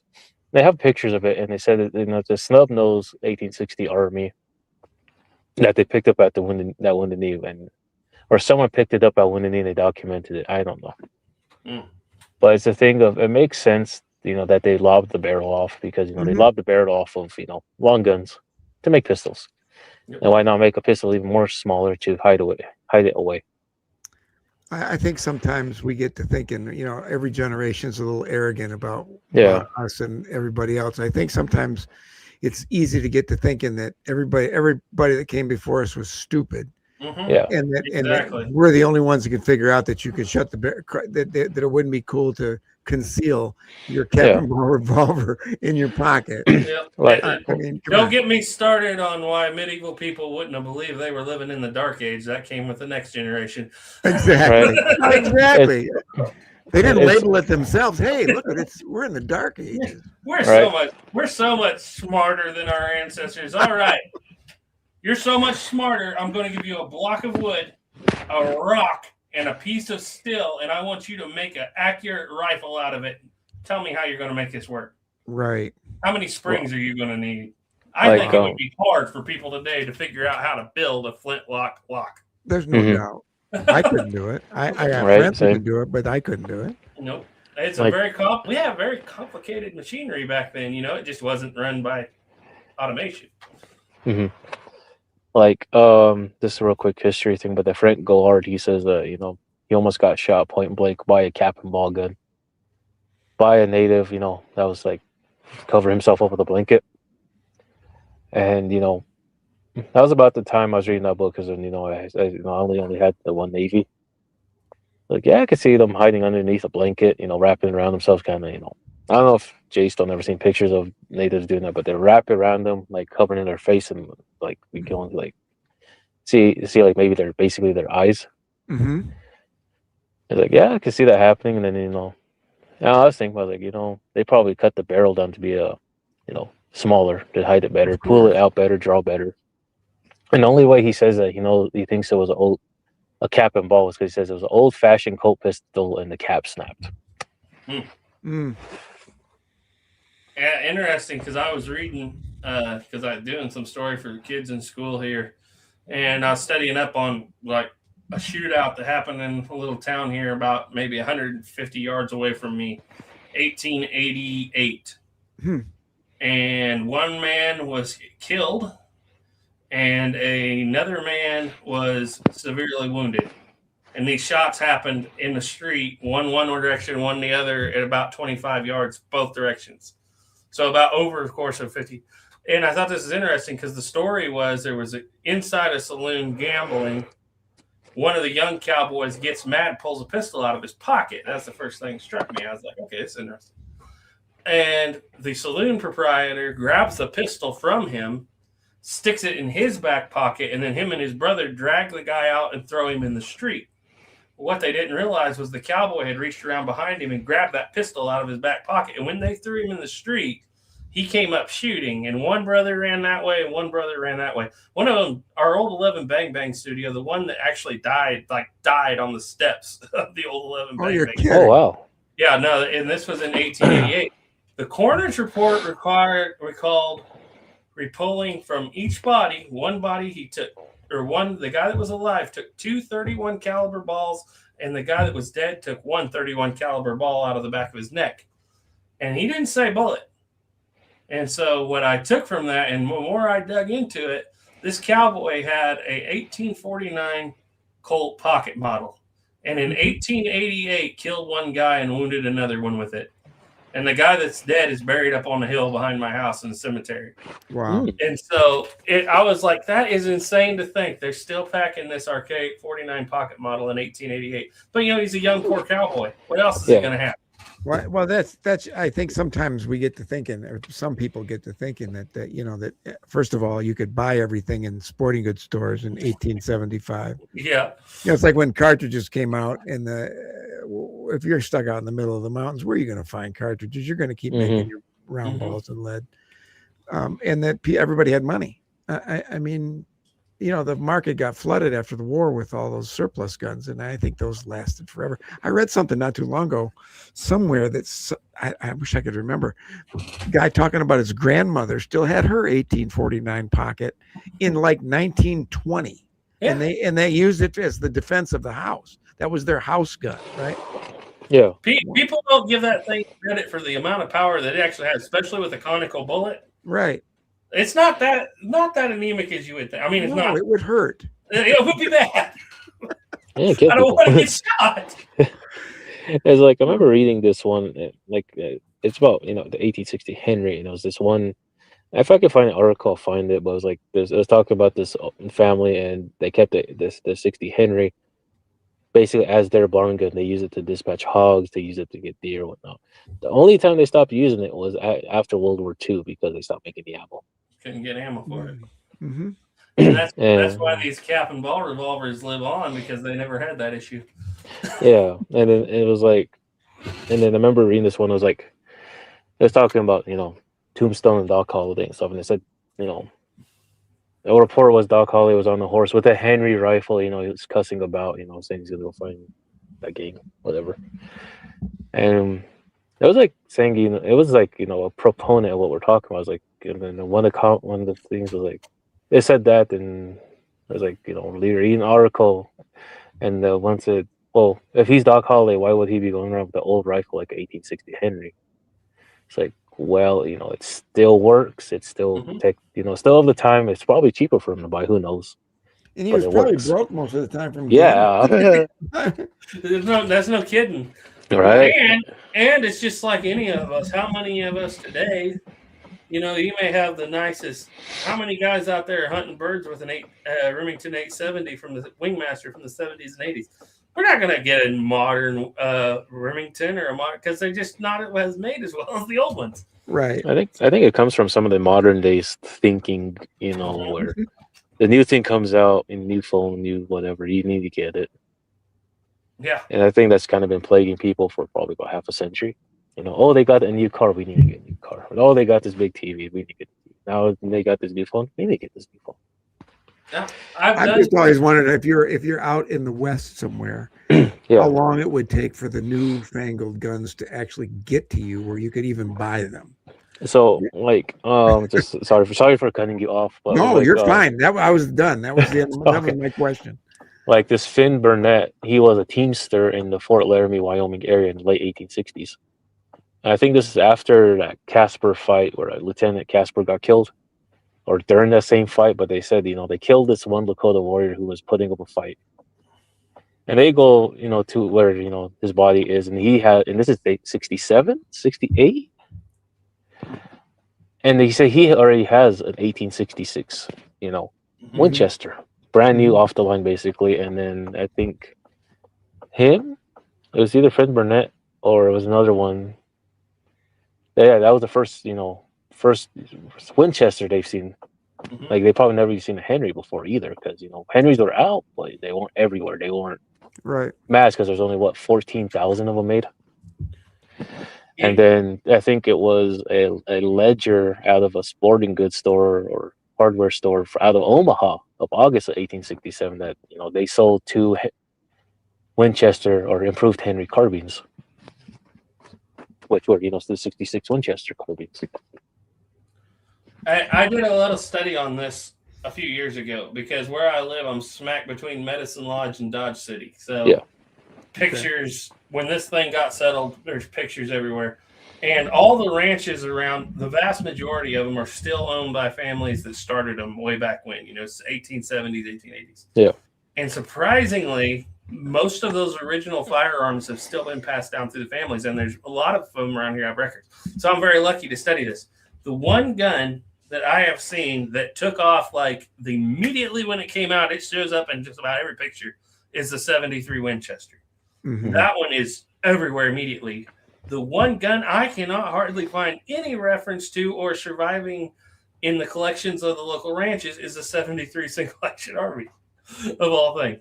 Yeah. Everybody and their dog has a cap and ball revolver that these families showed up with from the war. My brother-in-law, I've actually featured both those guns that they still have in their family from the 1860s when they settled here on the ranch. A 61 Navy cap and ball and a 51 Navy cap and ball converted to 38 rimfire. Those 2 guns and Winchester 73s and shotguns were the only guns those families had from when they settled. In 68, they bought their next handgun in 1911, and it was a double action Colt. It's not the official police. It's the smaller one. I can't remember now. But a Colt Police Positive. And so almost universally around here, I can't find the single action army because everybody has either cap and ball, converted cap and ball revolvers. And I think the focus was not so much on revolvers for most of the working ranches, families, farmers, because they all updated their rifles to 73s or Sharps or whatever else they were having. Yeah. A lot of guys actually, I have records of them selling Plains rifles and Spencers to get 73s, but they did the pistols. They didn't really update them until years later, decades later. Wow. I don't know if you guys found that. No, around here, honestly, the most common gun that you'd probably find if they didn't end up in evidence lockers, are 22s. Because that's basically universal. Since that 22 long rifle count, every American has them. But there was a period where it was illegal for a Native American to have a gun, to have one on the reservation. So a lot of the old guns got stowed away. Like the only one I can think of was I know I told this story before. When my uncle Charlie, a cousin on his dad's side, had an old gun, and he's describing it to me because I was visiting with him, and he said he got it from his grandpa, and my uncle Charlie was born in the 50s. And he said his cousin got it from his grandpa, and his grandpa says he got it from his dad or his grandpa, and from some old Indian war fight, because that shows you how close we are to that generation. Right. Yeah. And he said we don't know what kind of bullet it shot, but he just knew it fit a 410, so we used it to get rabbits. Every time we shot it, he says the top blew open.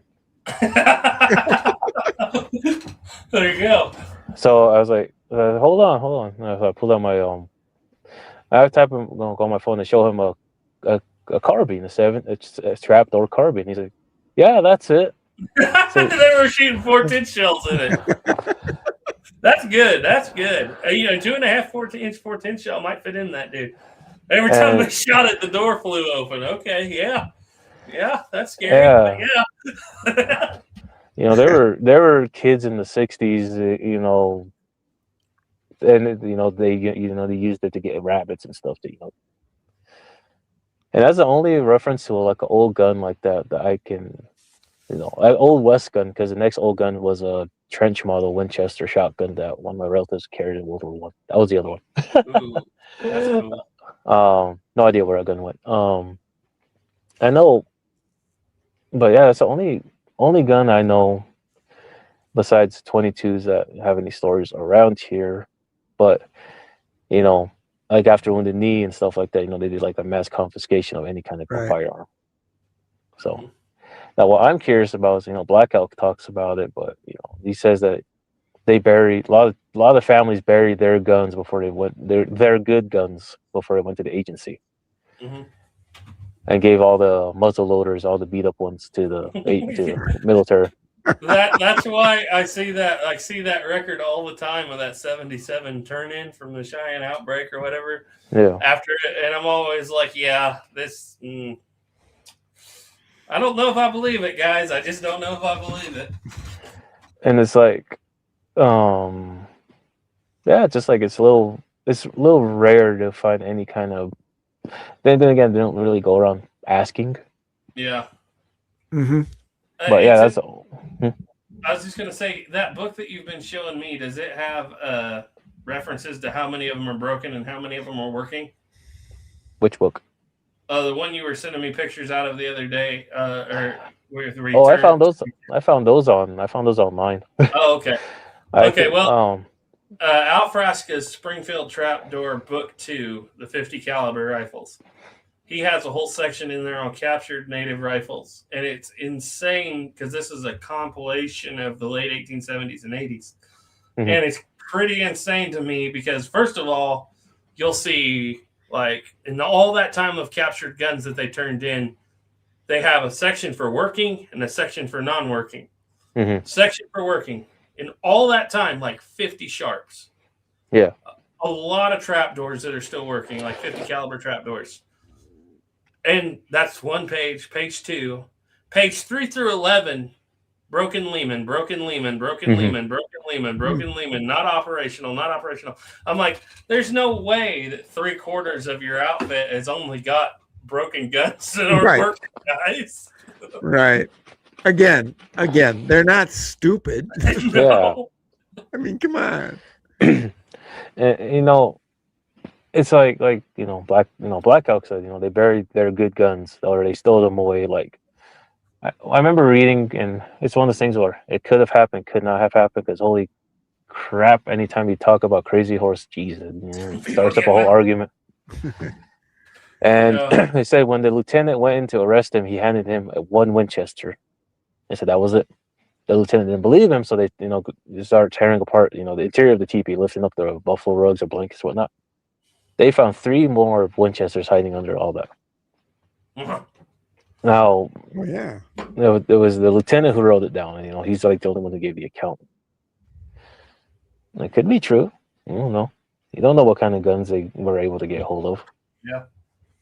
It was kind of like when people talk about, I went to Little Bighorn Battlefield and I found this casing. It's kind of weird that they'd be using that pistol here. I was like, well, that's probably what they had, but I remember reading this one thing. Don't know if it's true, but it said there was a army officer after a fight. He was like just throwing cartridges everywhere just for tourists to find.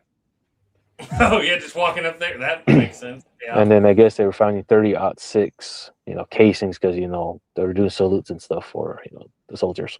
Later on. So Custer wasn't saved if he'd have had 30-06 M1 Garands. Right. Because evidently he did, huh? Okay, guys, we've been going for a little over an hour and a half. You guys want to do about 10 more minutes and wrap it up? Yeah, sure. Fine. Let me get through some comments here.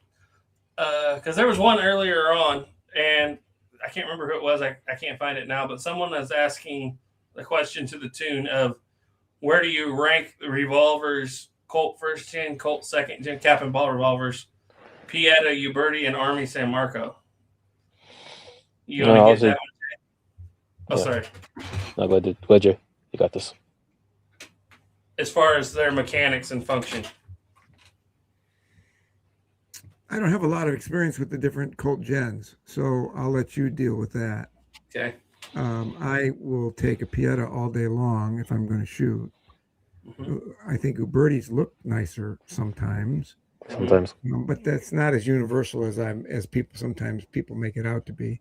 And the reason that I don't do much with Army San Marco and some of these older ones is because you have to fix them if they break, and parts are a little hard to come by. So I'll stick with, if I'm going to shoot, and I do shoot. You see all these. I mean, I get them to shoot them. So I'm going to stick with Pietas whenever I can. I buy Ubertis because they have models that I want in my collection. They have the pocket, sort of some of the specialty ones, right? The Dragoons, the Walkers, the pockets, and the pocket police and all that stuff. They have those. Some of the like Leech and Rigdon, and some of those are cool guns. But I just don't feel like I can put as much through them without running the risk of having a real wall hanger. Yeah. And somebody asked that a minute ago. What way do you prefer for a second model Dragoon, a Pieta or Uberti? I have to say Uberti because, as far as I know, there is no Pieta second. I don't think there is. I think Pieta. I think Uberti is the only one that makes the Walker and all the Dragoons. Yeah. But Pieta makes the specialty guns like the Captain Schaefer and a few other specialty guns like that. Which your Captain Schaefer, I'm so jealous of. I love the Captain Schaefer. I do. Not only is it pretty, but it shoots like a madhouse, man. It's just it's really nice. I gotta tell you. Yeah, I found it by luck, because they're hard to come by. And I found it at somewhere. I just happened to stumble on it. I wasn't really looking to buy anything, but when I saw it, it's like, okay, yeah, well, we'll figure that one out. So yeah. I've got a McCulloch Colt. I think it's a new Birdie comic. It should be here sometime tomorrow. Okay. Cimarron decided that Michigan has laws against sending black powder revolvers to the house. Even though I read the law to the dude, and I said, I've got, I'll send you a picture of all the ones that the other people send me in the mail. But I had to get an FFL for it, so I got to go pick it up tomorrow. Hey, spend some extra money, but I bought the McCulloch Colt when they first really started coming out with them, and I was so excited for it. And I did use one like it in the my history of handguns, the Colt 1860 Army episode. But when I got their McCulloch Colt, it had a short arbor, and that was one of the only few short arbors I've ever had on the Uberti. I hear people talk about them. And I was like, I couldn't shoot it. I don't want to send it back. I didn't even want to go through that hassle. So Duke told me, yeah, that fit my character for living history. I'm not going to shoot it anyway. Right. So I sold it to him for about half what I paid for it, and he's still using it. But yeah, that was my first. I love Cimarron, especially their cartridge guns, but I've had a couple of rough Uberti cap and ball guns from them. Yeah, that's why I almost didn't buy it, because it was a birdie, right? I almost just left it. But even if I only shoot it once or twice, I mean, it's good to have to, like you said. Look at the wall behind you. Yeah, I got a spot right there for it. Yeah, and it's a very cool gun to have, just as an example of type. Right. And money's unlimited, right? I mean, yeah. I mean, this is my one. This is my favorite. But honey, it's for the channel. It'll pay for itself eventually. Exactly, because we all make so much money on this channel. Okay, so let's get a few more. Let's slide through a few of these. Talking about paper cartridges. I was looking for some questions or comments here that are relevant to us. Mill Creek Range said there's a process for making paper cartridges. I roll my papers first, set them aside, and then I load them and put the ball in the conical in at a later time. If not, you'll have issues. Yeah, I do that too. I just hate rolling it. And like I said, rolling part. Absolutely nothing against Dustin's, because I've used a lot of kits, and Dustin's Guns of the West. If you're going to do it, that's the way to go. But I just hate rolling cartridges. I didn't mind it. I just hated having to put a round ball on 36. Those don't stink. Yep, that's one of the reasons. One of the reasons I enjoy cap and ball and muzzle loading and flintlock guns. just go out and do it. Me too. A lot of prep work. Me So- too. I like the patience of it. You know what I mean? It forces you to, you know how we like to talk really fast? It forces me to slow down, which is against my racial nature, but it does work that way. So, it's like how Johnny Cash said, choose lightning fast, but loads of might slow. Yeah, just loads of might slow. Don't get into anything where you don't need more than 6. Right. Right. Oh, okay. A few more comments here. Black Powder. Okay. Brandon Leo 3 said, aside from the price, why don't I hear too much folks' opinion on the Colt reproduction cap and ball revolvers? Are too many people worried about devaluing their gun? Well, is he talking about like Colt 2nd gen?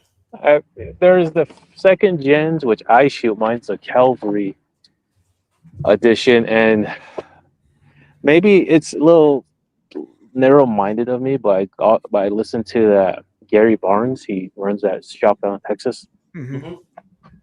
and he has a lot of 2nd gens that goes through, and yeah, they say Colt, and these are 2nd gens, the F series, which everyone clamors saying they're as good as the 1st gen. He's been running into issues with the ones that goes through his shop, like Well, it might be why they're going to his shop though too, wouldn't it? Exactly. because they have short arbors. Like the one I got, the Calvary model, someone lobbed the barrel, they cut it down. But yeah. what do you call it? The little holes for the rammer, they're poking through the rifling. Ooh. Oh God, that's not good. Yeah, and that's one of the ones that people were clamoring about. I guess back in the 70s, and now they're saying they're as good as the 1st gen. Well, I will say that now I understand. Now I understand. Walker, outside of somebody shaving the spring way too light on it on purpose, and you can see where they did it. Yeah. Outside of that, that's the best fit reproduction I've ever owned. Yeah, it's like because Colt had, they were trying to follow, this is a Colt in the 70s. There were still a lot of old timers. Yeah. There, and they were keeping it to their specs. Now, when Ivor Johnson did the Colt 3rd series in the 2000s, apparently those are just more. They have the Uberty issues. I think Ivor Johnson did the 2nd gen. They only get contracted, but they kept it with Colt specs. Yeah, yeah. And then, you're right. They were made in their factory. And then I think some parts were Italian. I'm not sure. There's so much controversy about that. But the 3rd gens, from what I understand, those were just gussied up Ubertis, and a lot of them do suffer from the Uberti issues. I have heard that they're just Ubertis. I've never had. I've been through a lot of 2nd gens and not owned, but I've known a lot of people who've had 2nd gen, mostly 51 Navies, and I haven't heard any real issues with them. But like maybe this guy's dealing with a bunch of them. So, and then like I have a Centaur, Belgian Centaur 1960 in the Army. Apparently, the rumor is that those were made with old Colt tooling. I don't know if that's true or not, or because they're Belgian, they're really good at copying. If you know more about the 1st, 2nd, and 3rd gen, or the 2nd and 3rd gen replicas, Mike Bellevue has a really in-depth video on it, and on exactly who made what, when, where, and what they were made out of. Yeah. So if there's any questions, you can look at that. Like that Belgian Colt is the only Colt copy I've had that just loads paper cartridges, no issue. Yeah, that's the thing. Yeah. 2nd gens on the Walker and originals, they have way wider chambers than replicas. But going back to that question, Army San Marco is a solid gun. Yeah. Like you said, you're modifying parts, and if you shoot it a lot, you're going to be you got to replace parts. It just happens. So that's a strike against Army San Marco because they just aren't any parts. Uberti, depending on the year, once was good, but right now they're the best looking, but they are not the best operating. I think after the pandemic, I think that's when they dropped the quality. Yeah, might be, but I had some bad quality even before. But I didn't. My first Uberti was during the pandemic, so that's where my buys come from. And you got it, by the way. Pietas have a couple marks against them. Have that printing on the side of the barrel. That's fixable. Yep. They have the smallest chambers, even smaller than you birdies. Like I like to shoot a 4.57 round ball, and it's harder to load that in a Pieta than it is you birdie. You birdie will actually take it better. Well, that's why I went to 380s with 36s, because your birdies didn't give me any bite on a 375, right? Yeah. And Pieta would. And instead of stocking both of them, I just went to 380s, and I just have to push harder. Now originals have coned chambers, so they're designed to swage the round in. So originals, you can load a 390 if you want to, right? And they are really big, and you don't even always get a ring on them. But it's because the originals are designed after 1861 basically to swage down in, and so you get a good seal. So you wouldn't have the cut. You wouldn't have the cutting of the ring. No, because you'd be cutting all your lube off of a paper cartridge, right? And so it's more of a design to swage down in. And as far as quality goes, now I'm talking about good each guns, not lemons, because lemons come out, You birdie right now is the worst quality of all of them made because they're just too soft. Absolutely. Army San Marco has to have a strike against because there's no parts, but they were good when they came out. Most of them, at least cap and ball. I've known some people that have had some issues with their cartridge guns, but their cap and ball revolvers, for the most part, have been good. Pietas are good, but they have the strike against them they got really small chambers and that writing on the side. Colt second gens, in my opinion, are better than all of them. Yeah. Okay. Third gens, you can put them right there with you birdies because they're soft too.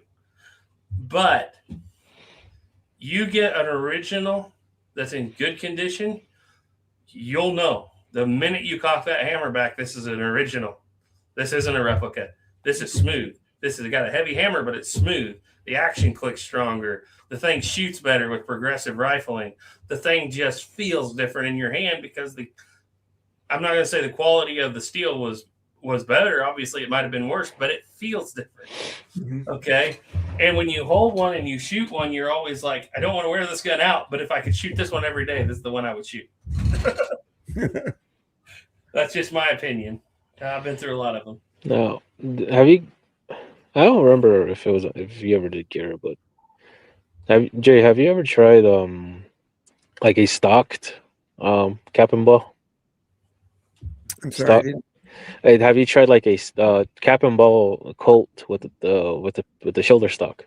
No. I have a friend. He's writing notes. Who has a shoulder stock for an 1860 Army? Just where oh, okay. If you do, wear safety glasses, please.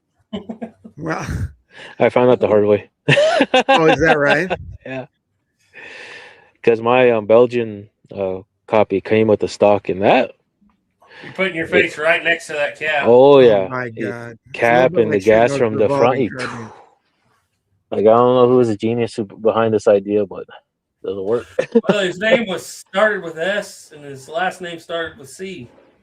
And he was looking at all these Sharps carbines coming out in the early 1850s, thinking, "How in the world am I going to beat this? I got a great idea." And all the dragoons from 1858 to 1860, when they quit making them, were cut for stocks. Wow! And they had leaf sights on the barrels. So I think Army San Marcos has some replicas like that. That is the reason the 1860 Army actually has the longer grip than the 51 Navy.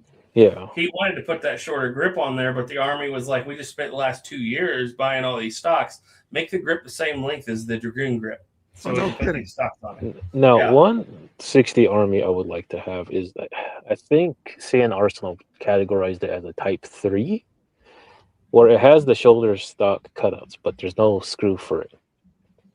I don't know why, but I want that one. And I found that the Belgians made them, but it turns into having the money, and when you go on international trips, you kind of run out of money. Amazing how that happens, isn't it? Right. Especially when you go on an international trip every year. No. I didn't go in 2020. It's the last 2 years running. I'm sorry. Well, I'll tell you what, I did. That's a little bit like shooting the revolving carbines, and I think I burned my cheek off shooting that the last time, because it all blows right back here, and and it's like once in a while as a novelty. People love to see it. That's about it. I'm not going to shoot it. Yeah, the Remington revolving carbines never appealed to me. But what has appealed to me, and Snapper and I have talked about this a lot, is taking an 1862 Pocket Navy and making an 18-inch barrel for it. Oh, no. Speaking and of putting a stock on it and seeing if it would make a squirrel rifle. Now, speaking of custom cap and ball rifles, that Gary Barnes, the guy I was talking about, he made himself. I think it's out of a Walker, but he made himself a Walker carbine. I've seen that. Yeah, I think that's cool. That'd be a beast. You might actually get some use out of the Walker with a longer barrel. Right. Okay, let's get a few more comments and we're going to wrap this up. Okay. I'm just rolling through here. Let's just see. They're talking about paper, wrapping paper. Doug Dukes want to know, Sheldon, did you mean the museum in Shadron or Pinedale? The one in Shadron. I need to go to the one in Pinedale, and especially the new wing that they're building, but that won't be ready for a couple of years. Yeah, and they're talking about paper cartridges, filter paper. They're just talking back and forth there. We're rolling down through here, guys. Okay, 45 caliber medic said that's a good point. You have to wonder how many smoothbore muzzleloaders were the family shotgun or were bought as extras to arm a couple sons to go hunting with dad. Yeah, that's exactly right. More shotguns than about everything else. You can talk on the gun that won the West. Shotguns. Yeah, I have a catalog. I think it's from the mid 1880s, and they had like bored out Springfields and Enfields for like $1.50. $1. Yep. Versus, even a 22 at the time was, maybe $5 or more. Yeah. Well, if I was living back then and I was in some kind of danger, a shotgun's the one I'd want in my hands, right? Yeah. Even a percussion shotgun's going to do it for you. You just got to aim in a general direction and you're going to be fine. Yeah. You're putting plenty of power downrange. Yeah.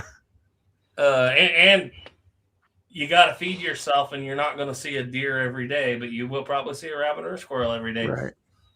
So, that's the thing. Okay. Shot Sheila said, my book, Making Combustible Revolver Cartridges, shows you everything in simple, easy steps. That's good to know. I have this book. I forgot to read it. See y'all. See you later. Mill Creek Trainee said, this old man needs to go to bed. Got to be on the road early in the morning. I'll watch the rest of the show tomorrow. Keep y'all's powder dry. Yes, sir, we will. Big Rooster said, when I was shooting cap and guns in SAS, I had 6 cylinders for each pistol and loaded them the night before. And then I only had to cap them at the range. Well, that's a good way to do it. Yeah. He's my guy with the original 1860 Army with the stocks. Big Rooster. Oh, yeah. I just love an original 1860 Army. What were you saying, Sheldon? Sorry. Oh, I said, that's cool when you're talking about the friend.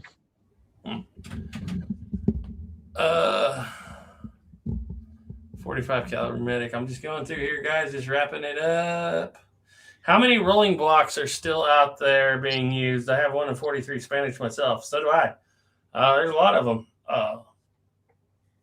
Not my favorite gun, but I do enjoy them as a single shot. And I have one in 43 Spanish. And if you go back and check out Dick Fraser Productions channel, you can see why you got to be careful with 43 Spanish brass when he blows one out the back of that gun on camera. It was interesting because I'd read for years especially when I was studying in Springfield, they were talking about the Remingtons, and when the Army was given their reasons for not adopting them, they were like, it shoots backwards. That's not good. And I was like, what? For years, I was like, what in the world is shooting backwards? And then I realized because it's not necessarily that sealed around the back where that block rolls up. If you have a case head separation, it's right there.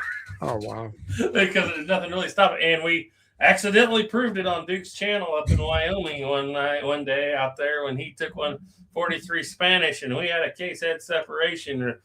Right back in his face. No shrapnel or anything, but he did get a pretty good powder burn. Not saying all rolling blocks do that, obviously, but if it does happen, that's 43 Spanish, modern replica Spanish or brass is not that good. You gotta be careful. I have original Remington rolling block 5070 that I still shoot. Guy says, see, Joshua Harris said, aren't Cimarron firearms polished to a finer degree? Yeah, but that don't mean they still ain't get a lemon from Birdie. Yeah. Right. You can polish a piece of soft steel all you want. It's still going to be soft steel. And that's my worry, is that I'm getting a soft gun. I like cheese. You know, I'm hoping. But who knows? You might get a perfectly good one though too. Yeah, every now and then you do, but like if can you guys hear me? Yeah. Yeah. Okay. My little thing wasn't being a little flare. Like that birdie that of mine that Garrett has. If you look at the left face flat, you can see where the guy polishing it went a little too deep. Oh, actually, yeah. Is that a Cimarron, Birdie? No, that's from Midway. So. Oh, okay. Well, it's sitting right there on my boots. So. Yeah. Anyway, let's get in your boots or on your boots? Right there. You can't see it. I'm pointing at it. The other problem I have with Ubertis more than Pietas is our cap jams until I change the nipples. Yeah, I shoot mostly stock cones out of my Pietas, but Uberti's got too big of a hole. Yep, and I'm spending another $50 on slick shots. So don't get me started. Nipples. Cones have too big a hole and the hammers are too light, and that's a bad combination. That's a bad combo, right? Go ahead and read the comments. Okay. Carson Branham 3900 said the Belgian built Centaurs, especially the Bicentennial Edition ones, are very well built pieces. I've heard that. Imprado family that owns Henry Repeating Arms were the Ivor Johnson company. Yes, that's true. Cap and Ball Junkie said, "Good show, guys. It made working on this 1971 Navy Sheriff more tolerable." Cool. Big Rooster said, "There he is. I thought we lost you, Keith. Just having fun." 675 said, "I have a single shot percussion pistol with a wire stock. Cool. It's fun. I think all the Italian copy of a Bob Tingle. It is an Italian copy of Bob Tingle. It is a muzzle loader." Yeah, and Shashula said the weak springs on you birdies make for more cap jams. All right, guys, we went just over 2 hours. Okay, we're going to finish this up. Actually, since we have somebody on here that's actually still making videos, I guess I can ask this. Jay, what do you got coming out, or do you mind telling us? Yeah, I do. No. I've got I finally got to get out and shoot a little bit. I've got one in the can that'll be coming out later this week, if not weekend. It's a beautiful 51 Navy with 44 caliber that I was able to get out and shoot. And as usual, because I'm weak, I fall in love. I love it. That's the same way, man. And the other thing that's going to be coming out clearly is, with the weather breaking, is I'm going to start shooting that brass frame gun here. And about every month, I'm not gonna bore people with it, but about every month I'll put something out that sort of a touch base on that thing as we go through the summer. So they always ask me every time I buy a gun, and I have a bad habit. I like to fool around and I'll trade it a gun off, especially a cartridge gun, and get a different one. And they always say, "I thought that was your dream gun," and I'll always respond, "This is a new dream." Oh, well, it's sort of like, it's sort of like, which day are we talking? Yeah, it's going to change. So anyway, I'm going to probably try to get out Noah's Kibler Colonial this Sunday, and maybe if I can think of a good, easy subject, maybe a video tomorrow. You should have Noah come on a live stream. What's that? You should have Noah come out for a live stream. We're setting him up for live streaming. He's got his own PC and everything now. We got to get him set up though. That's good. And let me say this, Garrett. I love what you're doing on Smoke in the Woods. I do. I enjoyed the daylights out of that quiet day in the woods. Oh, anything that's creative. I thought when I first started this, I was going to build a camp and act like I'm coming to town. And so when I see you do that kind of thing, I think that's fantastic. Anything that's I appreciate it. Anything that's different. You know what I mean? Yeah, and the crazy thing is, every time I make a video, especially on historical context, I'm sweating bullets when I release it, going back through everything I said. What did I say wrong? What did I say wrong? What did I say wrong? I made that video, didn't have that worry one time. You didn't say a word. I know. I love it. So anyway. and I got to admit, as a video maker, video guy, I love the way that you made it look like you shot that deer. Oh, thank you. That was good. I got him too. Otherwise, if it had been real life, it might have been a different story. We might have been going hungry. So keep it up, brother. Keep it up, and let's stay in touch because Oh yeah, we will. We definitely like that. will. Like we're going to have to do this again because it's been years since we had just a live chat that was so cap and ball focused. We used to do them a lot, but now we get more history oriented, and it doesn't matter which direction we take. We always get back to Little Bighorn. I'm pleased to say we only mentioned that like 3 times on this chat. All right. That's my fault. It's either Little Bighorn or the Red River campaign, but Red Clouds War. I tend to get into Little Bighorn or the Fetterman fight. Yeah, and that's not bad, but man, I had a lot of fun just sitting here. Yeah, me too. Reminiscing and talking about cap and ball revolvers. Yeah, it was a lot. I had a blast, fellas. I had a blast. When it's a subject I'm into, I talk a lot. I know. Nothing wrong with that. You carry yourself. Nice meeting you both. Let's stay in touch, huh? Yeah. Nice meeting you. All right. Well, guys, this is it for this chat. Maybe we'll get another one going pretty soon. Yep. And I had so much fun. I think we're going to be getting Jay back anytime that he'll have us. Oh, hey, listen, I especially, we do this at night. I don't do anything after like 7 o'clock. So, I'm free. So, and I'm going to have you guys into mine because I'm doing members only. I tried the members thing and that's starting to work a little bit. So I'm going to have you guys in and we'll do some stuff public too. That'd be fun. So nobody ever invites us onto their chats after they see ours. No. Well, here's the last thing I will say. I watched your last one and I saw the StreamYard duck up in the corner. Yeah. So I went and learned StreamYard and got it, and now I have the same software for the same program. I used to pay their fee, and that was the deal. And I had all the stuff. I can't afford to pay their fee. No, I can't pay that. If I can get 6 people on the screen and I mean, there's plenty for free. So I've got the free one with the duck in the corner, but that's all right. I mean, it works. And if I ever get big enough to need something more than that, then I won't worry about paying it. But that's not my goal in life. So. No, it was nice because I could stream to different channels, and I had 3 or 4 people that could run the streams. Right. Whereas now, but it's just not, the juice isn't worth the squeeze at the moment. I hear you, brother. They have jacked the prices on StreamYard. I am not kidding. $40 a month, maybe. Yeah. I almost fell over.